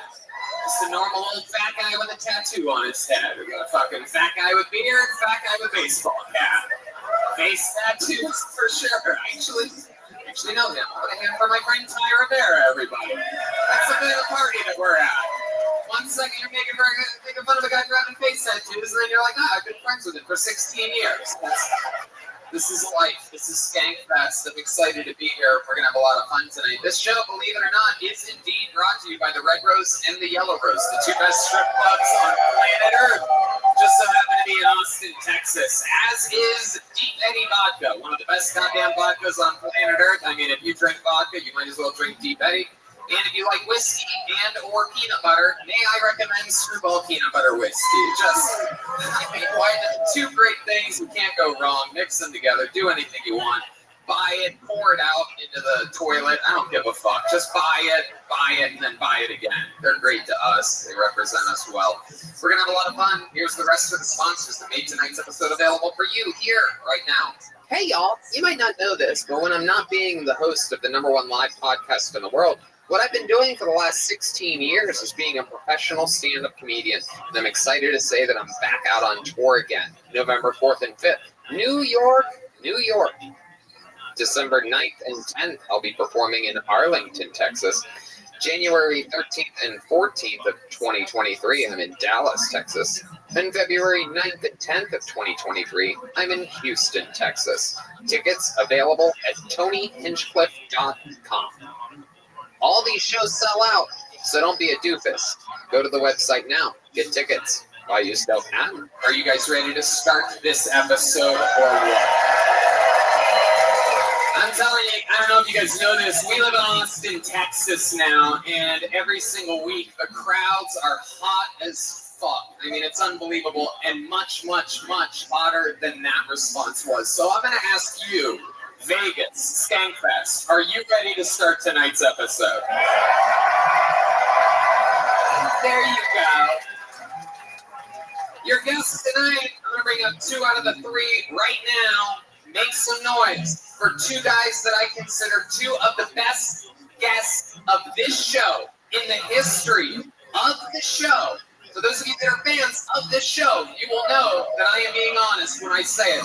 Make some noise for the great Eric Griffin and Ian Fidance.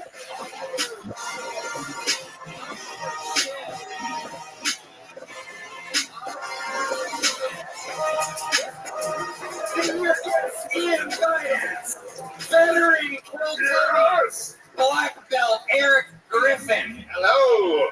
I work well with silly fucks, and these are 2 of my favorite silly fucks on flavor. This is our first time meeting. This is like a before and after right now.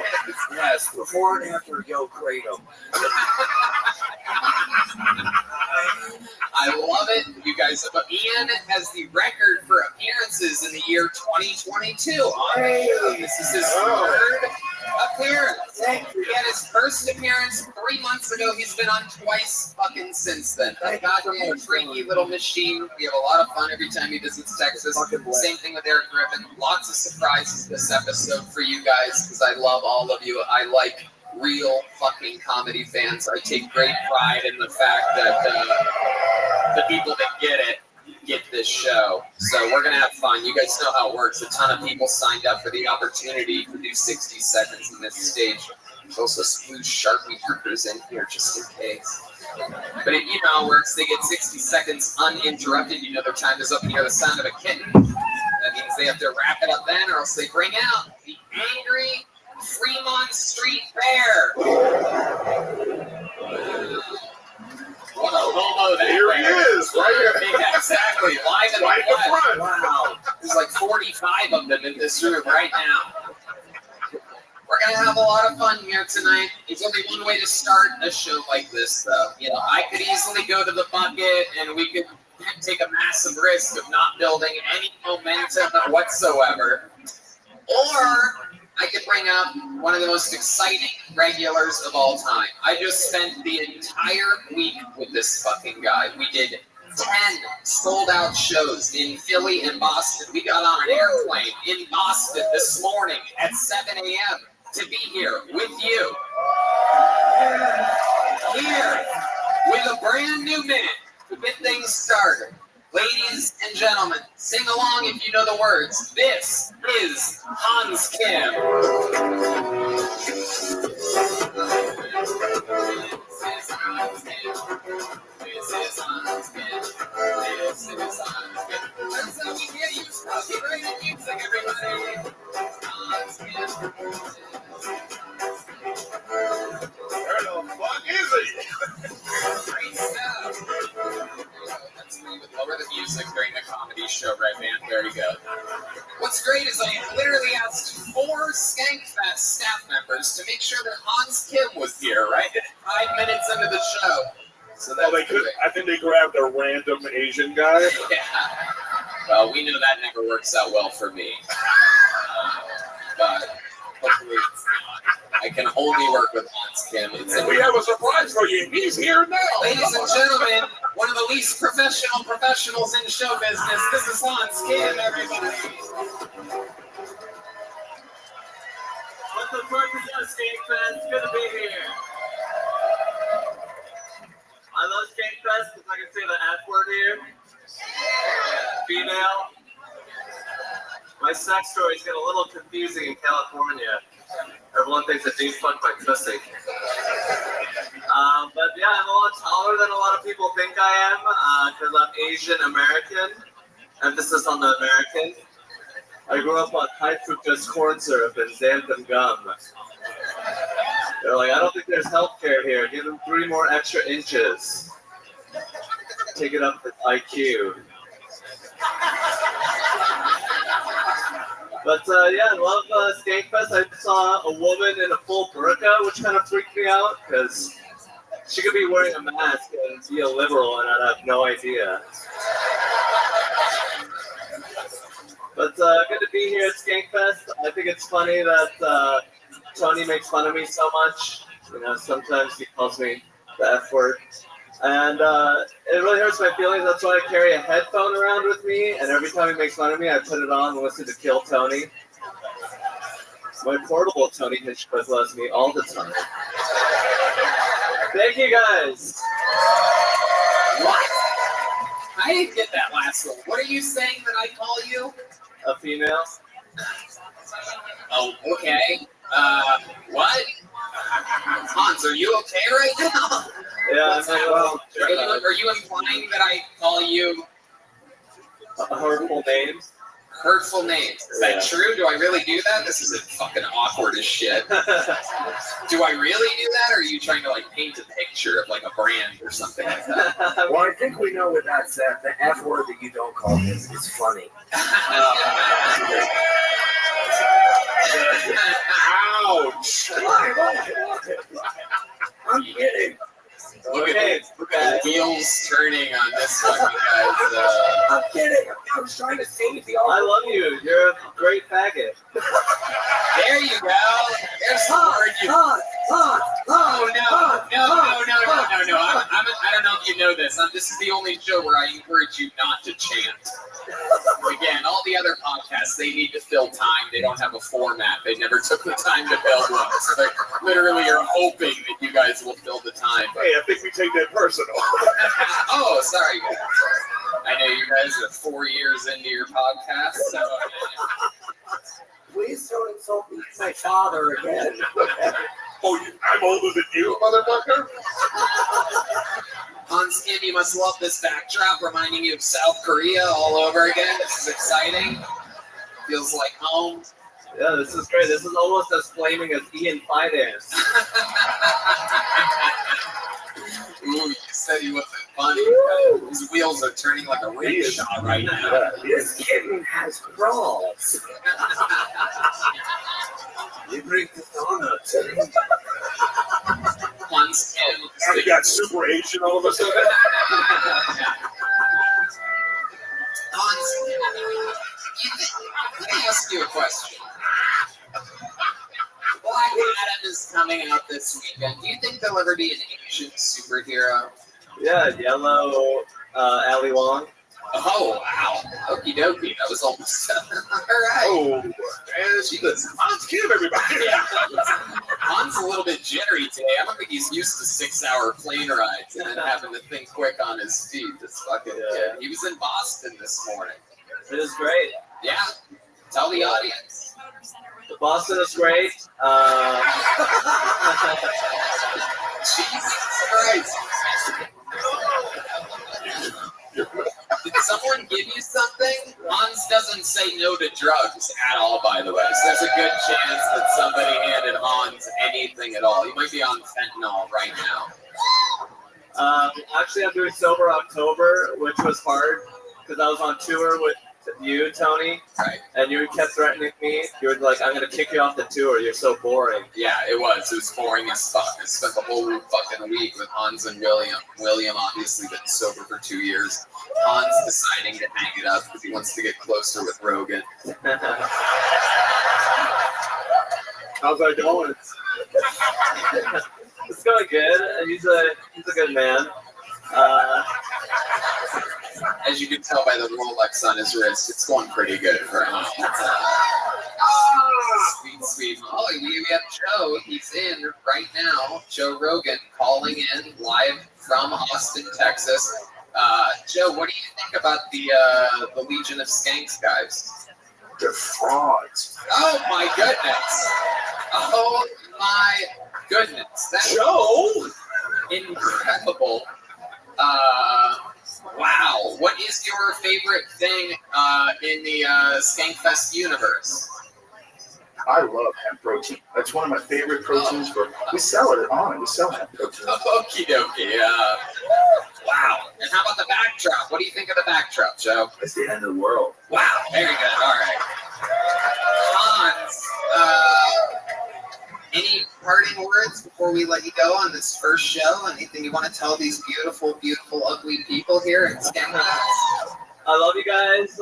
Please don't give me drugs because I'll probably do them. Yeah, don't make fun of me. It hurts my feelings. What a faggot, am I right? What the hell is going on? You know what? I just realized Yeah. he's got a bigger Adam's apple than you. Oh. What's going on there, bro? I don't know what that is. That might be an April stuck in his accent. It's Joe Rogan's cum. Okay, there you go. A little self-deprecation there from Hans, who's a little bit wibbly. Yeah.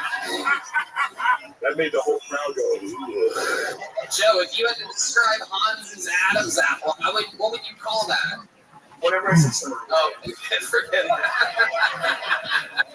Sorry. We have one of him just saying the N-word for 3 minutes in a row. All right.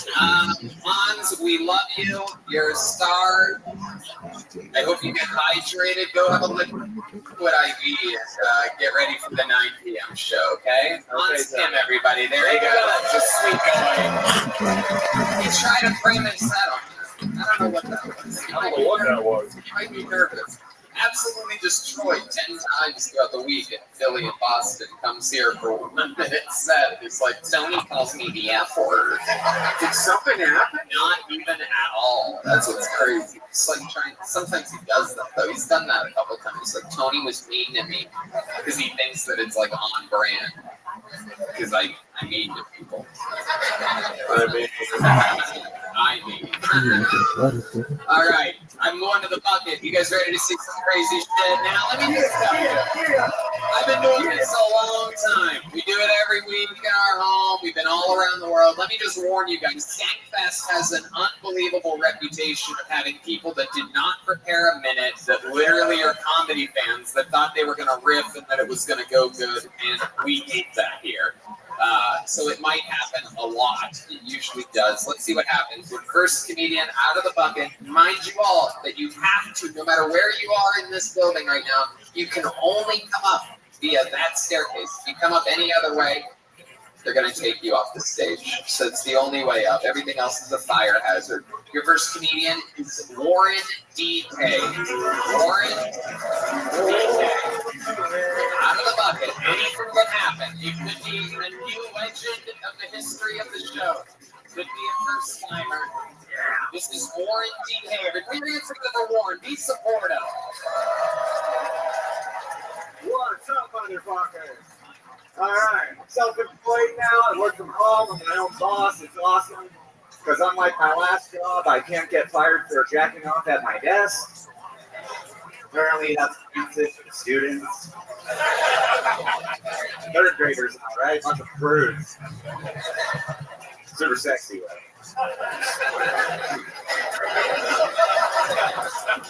I was jacking off the other day and I accidentally came eyeball. All right, it was an accident. Mistakes happen. I was aiming for my mouth. I missed. I know what you're thinking too. Like, how did I not see that coming? I did.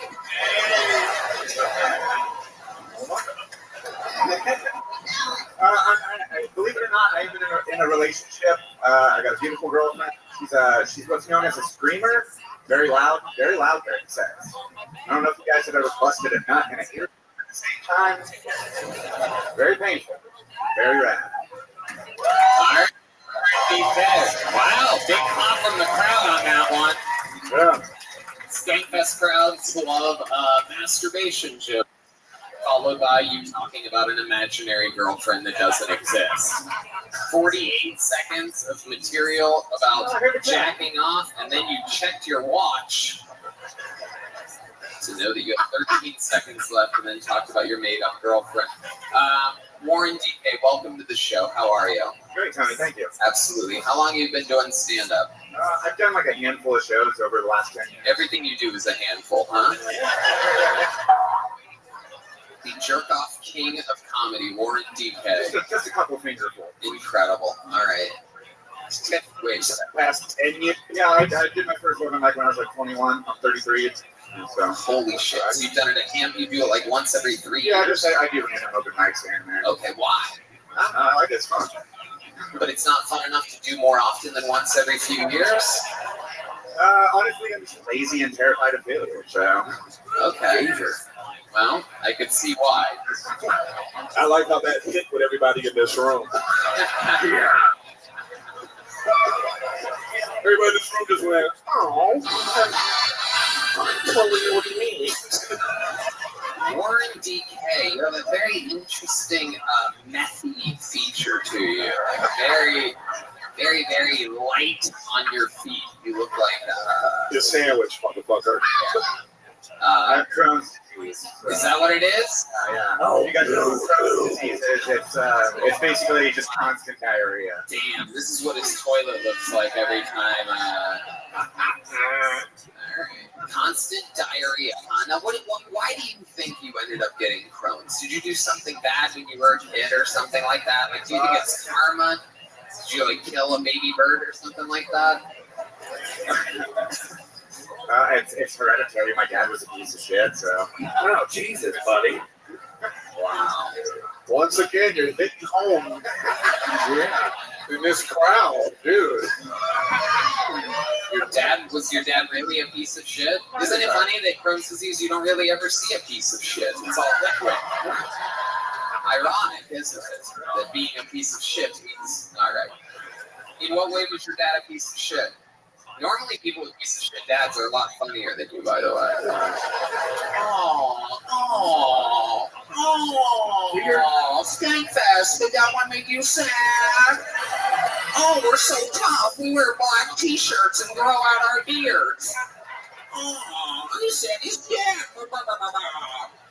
Fucking hobos. You guys are gayer than Hans Tim, you know that?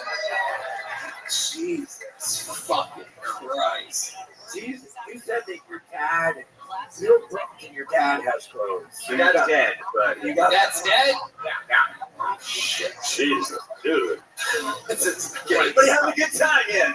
All right, man, we get it. You're sad. Jesus Christ. Does your dad also have a nose like a sundial? Did you get that for him? That really is a curse to have a nose that big and constantly have diarrhea. I mean, what are the odds? Yeah. I feel like you're in a very negative place. Give us something that's positive about your life. Oh, it is true. I do have a girlfriend. Okay. Oh, yeah? Does she go to a different Holocaust camp? You look like a survivor. It is true. He is also a Nazi, yeah. Okay. All right, Warren. What do you do for a living? Where are you from? I live in Houston currently. Houston? What do you do for work? Woodworking, carpentry, bartend, I do a bunch of stuff. I volunteer with a really cool program out in Texas called the TRP. We build ramps for disabled people that can't afford them. Oh, wow. Well, we could have really used you when Michael Lair was on this show. We had a lot of trouble. We have a high stage at Bolton. All right. I liked his first game. That was fun, like the Mr. X about the kids, and then like you got the laugh, and you like really drove it home, and everyone got like weirded out. I actually never told any of those jokes, so I appreciate it. Oh, we could tell. Yeah. Warren DK. When's the last time you performed? Oh, so I can't remember, probably like a year ago. I signed up for your show a couple times in Austin, but I've never gotten pulled. I did an open mic out there maybe like 6 months ago. Okay. Tell us the craziest thing about your life. What do you think sets you apart from everybody else in this room? I can fuck my own ass. I can shove my own dick in my own asshole. Wow. How many do you think we should have him do that right now? Oh, yeah. Humble brag. You know what I mean? I don't think you can do that, but yeah. I'll show you later. You're at. Thank you. If you're interested. Thank you, Warren DK. Your obligatory Tony Hinchcliffe gay joke there. That's all I can know. I feel like that's his street trick on Fremont Street to get money. It is interesting. So you take your own flaccid penis. That's got to be flaccid. Right. Oh, you think? And then when it gets into your ass, does it start to get hard? Yeah. Okay. There you go. Weird. Depends if I clench her. Wow. So after he has diarrhea, he puts it back there. He's like, "Oh my God, you're so wet." How did you learn that? Did you do it as like to cork it up so the diarrhea would not come out? Like, how'd you figure this out? You got a wet boy pussy. I saw a guy in YMH who could shove his balls in his ass. So I tried that, and I had really tiny balls. It didn't work. So Old tiny balls. Look at you. So you're just all dick. That's what you're Long saying. dick, tiny balls. Right. Wet ass. Wet ass. Yo, wet ass. A wet ass pussy. He listens to the song up until the pussy part. It's just wow. Because he got a wet ass. Ladies and gentlemen, that is the Kill Tony debut of Warren DK, everyone. And back to the bucket we go. Here, hey, Warren, turn around. Here's a little joke book for you. Shove it up your ass. There you go. Warren DK, everyone. Come on. Give him a hand. I love it. We're going to fucking go back to this bucket. You guys having fun yet? You understand how the show works? There's your perfect example of the Skankfest bucket pool. The guy's done stand up 4 times in 13 years, so that's very exciting. Okay, this looks like a new name for your hands together for Corey Duga. Corey Duga. Here on Kill Tony. Come on, people, make some noise. It could be somebody's first time. Could be a real pro.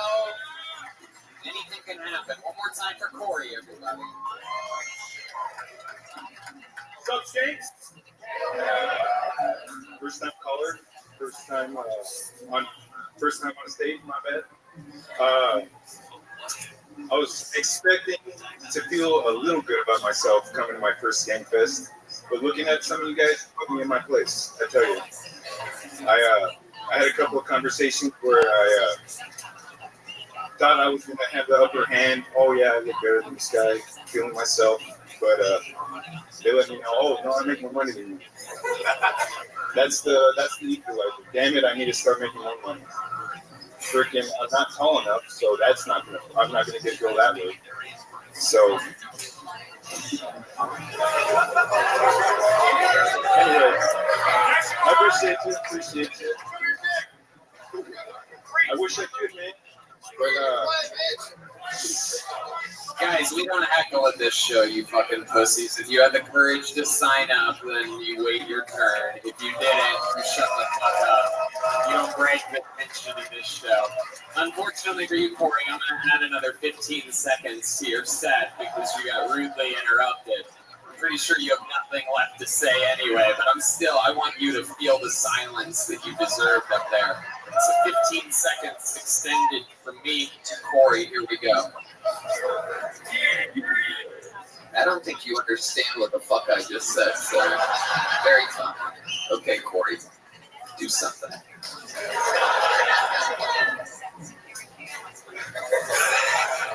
wish I had more to say. I thought I had a good voice, but apparently I can't even freaking project. My bad, bro. My bad. Fucking. Sometimes I get a lot of phone calls at my job, so I answer. Okay. Did you have something? Were you just starting a sentence, hoping for 15 seconds to be? You know what? In hindsight, yeah, it was. I love it. Corey, welcome to the show. That was fucking horrible. Welcome. But how a hand? It was his first time doing it. Oh my God. Hopefully his last time doing it as well. Corey, welcome. Where are you from? La Puente, California. That's LA County. You really gotta put the mic. LA County, my bad. LA County. Now that's an interesting answer.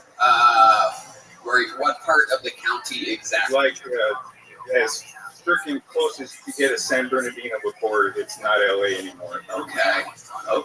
It's kind of like a lot of brown over there. It's Yes, I know. I lived there for a very long time and went there to work and then immediately drove as fast as I could back to where I lived, in West Hollywood, with the rich, gay whites.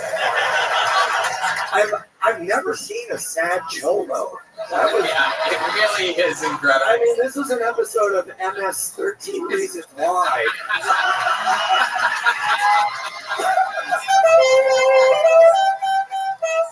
A sad cholo. He doesn't have a teardrop tattoo. He has the real thing.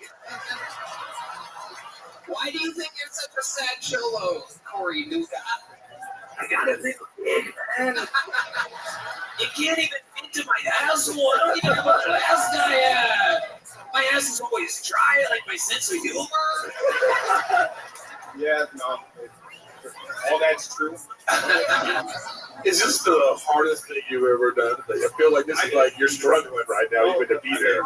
The nerves really work freaking up when Tony tells you to not sign up if you're not prepared. Don't do it. Unfortunately, I say that after the bucket's filled with names, so we have a little bit of tweaking to do before the 9 p.m. show. To literally, the people that help with the sign-ups can say, like, yo, if you are literally just gonna go there to bomb, but this is the thing. I apologize. Okay, Corey, let's talk about your fucking life. Let's figure it out. What do you do for work? I am a security guard. You are a security guard. Where are you a security guard at? Places that only people the size of the last comedian go? It's like, oh, I don't want to fuck with that guy. You can't even hear him. Stop what you're doing. Stop. Get away from that. Hey man, these pills up and I'm gonna kill myself, Essay. She's no joke, man. No, for real. Corey, where are you a security guard at? I work, Louder, you son of a bitch! You are the most quiet Latino I've ever heard in my life. How come none of the Latinos I ever lived in an apartment building with are this quiet? Jesus Christ. Where's my inner anger when I need it? I'm telling you. Because I have two modes. It's sad and angry. That's it.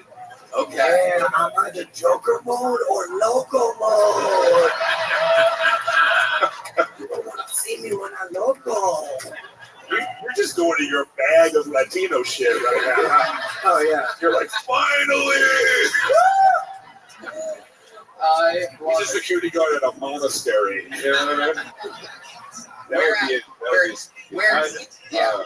I work for a Fortune 500 company, like their campus, their business campus. I work for them. Okay. How big of a family do you have? I just live with my mom and dad. You live with mom and dad. How old are you? I am recently 32. Recently 32. Okay. Well, you're saving money. I don't know. Well, his parents don't have to worry about him being loud, you know what I mean? Yeah, they don't even know he still lives there. Yeah. Do you fuck this quietly too? I don't fuck. Okay. Let's get this guy laid. A lot of comedians kill themselves. This is the rare comedian that makes everyone else want to kill themselves. This is incredible. I mean, even a guy that spent 52 seconds talking about masturbating, we found out in the last 8 seconds, he's fucking. It's his own ass, but you know what I mean? Corey, what do you mean you don't fuck? Let's talk about it. Well, I mean, as you could tell by my quiet, somber nature, I don't really hit it off with girls. Are you on any dating apps? Do you ever go out? Do you ever try? No. What do you mean no? No to it all. When's the last time you kissed a girl? And did you like it? Thank you. Thank you so much, Ken Best. Yes, but it was a pity kiss. So no, I didn't like it. It was a what? Wait, have you? It was a pity kiss. When was this? It was by like a girl I used to talk to like in high school, like 2 or 3 years ago. What is going on with you? Are you a virgin? It's been that fucking long. I might as well be a virgin. How long has it been since you had sex with a girl? Tell the truth. High school. I'm 32. Yeah. Hey, that's okay. Is there a woman out there that'll come up and give this guy a real kiss? It's been since fucking high school. This is Skankfest. I like to make dreams come true. He seems like a good guy. He seems clean. He seems well manicured. Anybody? There has to be one girl out there. Sorry, Ty, no boys. There has to be one girl out there that's willing to come up here. We need a hero. Will somebody shove their tongue down this guy's throat real quick? I need a tired girl with a red cap. There has to be one badass chick out there that's willing to make this whole crowd go crazy right now. We literally have the world's saddest comedian here. Yes. Yes. Hold on a second. What is this? Yes. Hearing the crowd clap a little bit. What's happening?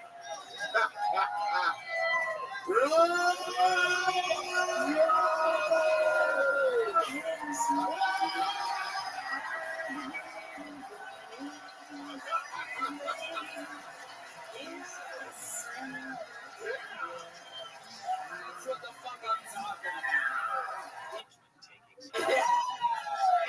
Okay. Did you like it?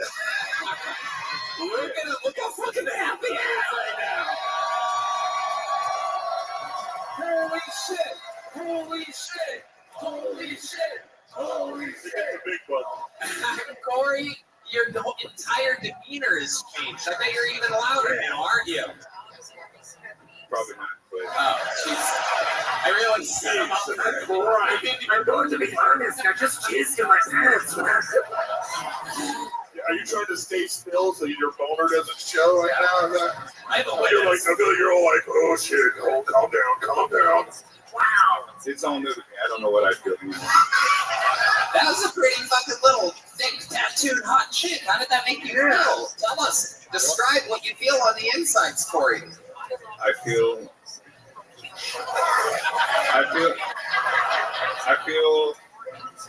fulfilled. Corey Duda just made his Kill Tony debut. It's his first time on stage. Eric says you get a big joke, but you gotta get a big joke. These are all made by the great Bonsai. Wow. What was that girl? Hey, man, give it up for the girl. Yeah, what was the girl? You got it? Jess? Jess? How loud can this place get for Jess right now? Yeah! That's what the fuck I'm talking about. Wow. Get it. They was tribute. You know, Jess, I haven't gotten a blowjob since high school. And we're not surprised, motherfucker. So there you go. Incredible. We've had, back to the bucket we go. We've had somebody who's done it 12 times in 15 years. We've had someone that has done it one time ever. How about one more time for the quiet Latino Corey Duda? A lot of newbies here tonight. And, well. Will you look at this? Ladies and gentlemen, this is not a newbie whatsoever. This man is one of my favorite comedians on planet Earth. Here to work out a new minute of material. Make some noise for Ari Shafir, everybody. What the fuck? Holy shit. Oh my god. It's really him. Oh my god. Live in the flesh. Make some noise for Ari Shafir.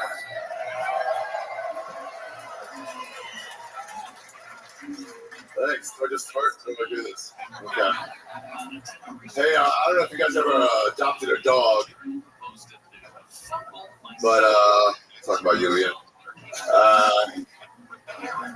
They always show the backstory of these dogs you adopt from the shelters. They always tell me about the fucking origin stories. Always like, he was beaten every day. He was left for dead on the side of the road, and somebody found him and kicked the shit out of him every day for the last 3 years. Please adopt Sparks. Here's my question. How do they know that? Who's dropping off the dog? I go like, hey, I just don't have time to beat the shit out of this dog anymore, but I did beat the shit out of him every single fucking day. I mean, but my fist is so fucking bruised up from punching his dog in her fucking bitch face. I just can't do it anymore. So I'm hoping you guys find some other home for this dog to get shit beat out of him. And they're like, we're gonna find it a good home. Like, no, that's not what I wanted at all. Well, you do whatever you want. His name is Sparks, and he's a bad fucking dog. It's never anything real. It's never like, oh, we had a kid, he was allergic, so took his dog. They're preying on your sympathy. They're always like, we spit in his eye every fucking Thursday. Someone held his eye open, fucking hot though, fucking one of those juicy fucking thick loogies right into his fucking eye. The dog would whimper, and that just made him spit even harder. Please, would someone adopt Callie?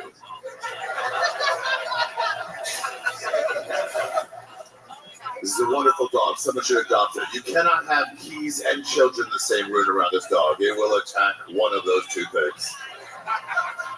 But he does need a good home. I'm just wondering. It's never like, I don't know, we found him on the road. He's a cute dog. He knows how to sit already. I don't like it. Oh, yeah, I didn't hit him. Yeah, You're such a professional. You accidentally did 2 minutes and 15 seconds. Sorry. Wow. I was waiting for that meow. It's fucking extending. It was quiet. You were getting big laughs. A rare treat when someone gets laughed so hard that they can't hear the meow. Oh, did I hear? I wasn't going to do it. Oh, yeah, you're really good at this. The dog overcame the meow. It canceled out. I love it. How about another hand for the great Ari Shapir, huh?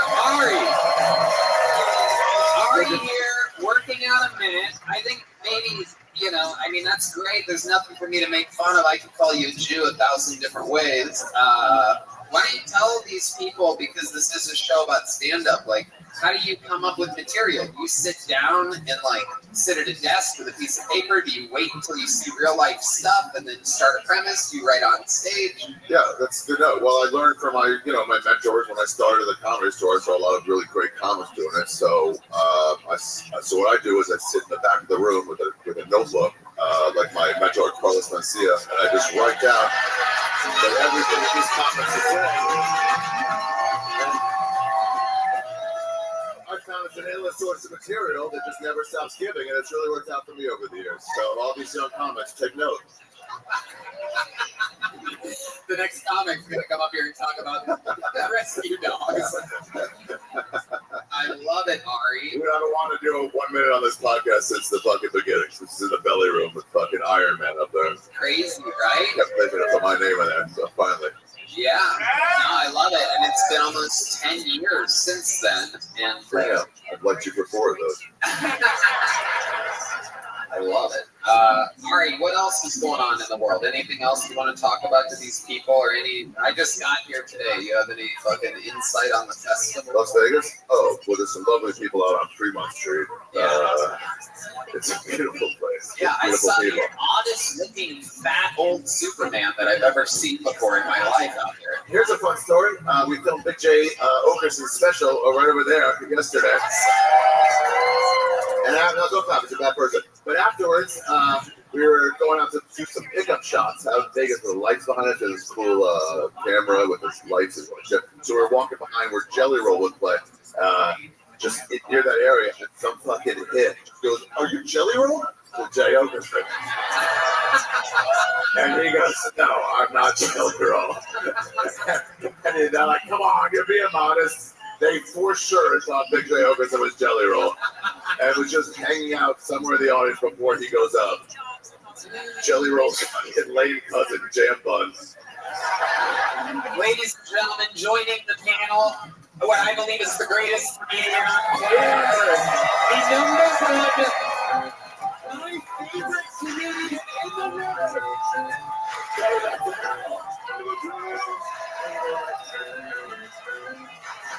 Thank you. demeaning music didn't really help. But where were you, Artie? So something happened with the camera? Oh yeah, me and Jay were out taking pictures on Judgment Dave. Tony, thank you for letting me once again be a part of your traveling Ponzi scheme. Where you take people's dreams and turn them into crypto cash. I don't know how you do it. That's true. They just I don't know how you do it. for it. It's amazing. I'm very, very lucky. I'm honored that you would join us, Dave. Thank you so much for coming and hanging Thanks out for with having us. We're gonna go through the pocket. We just found this brand new comedian. He goes by the name of Ari Shafir. Oh. It's been a dream of mine to go up here and have David Tell on the panel, including these 4 also rants. It's really a fucking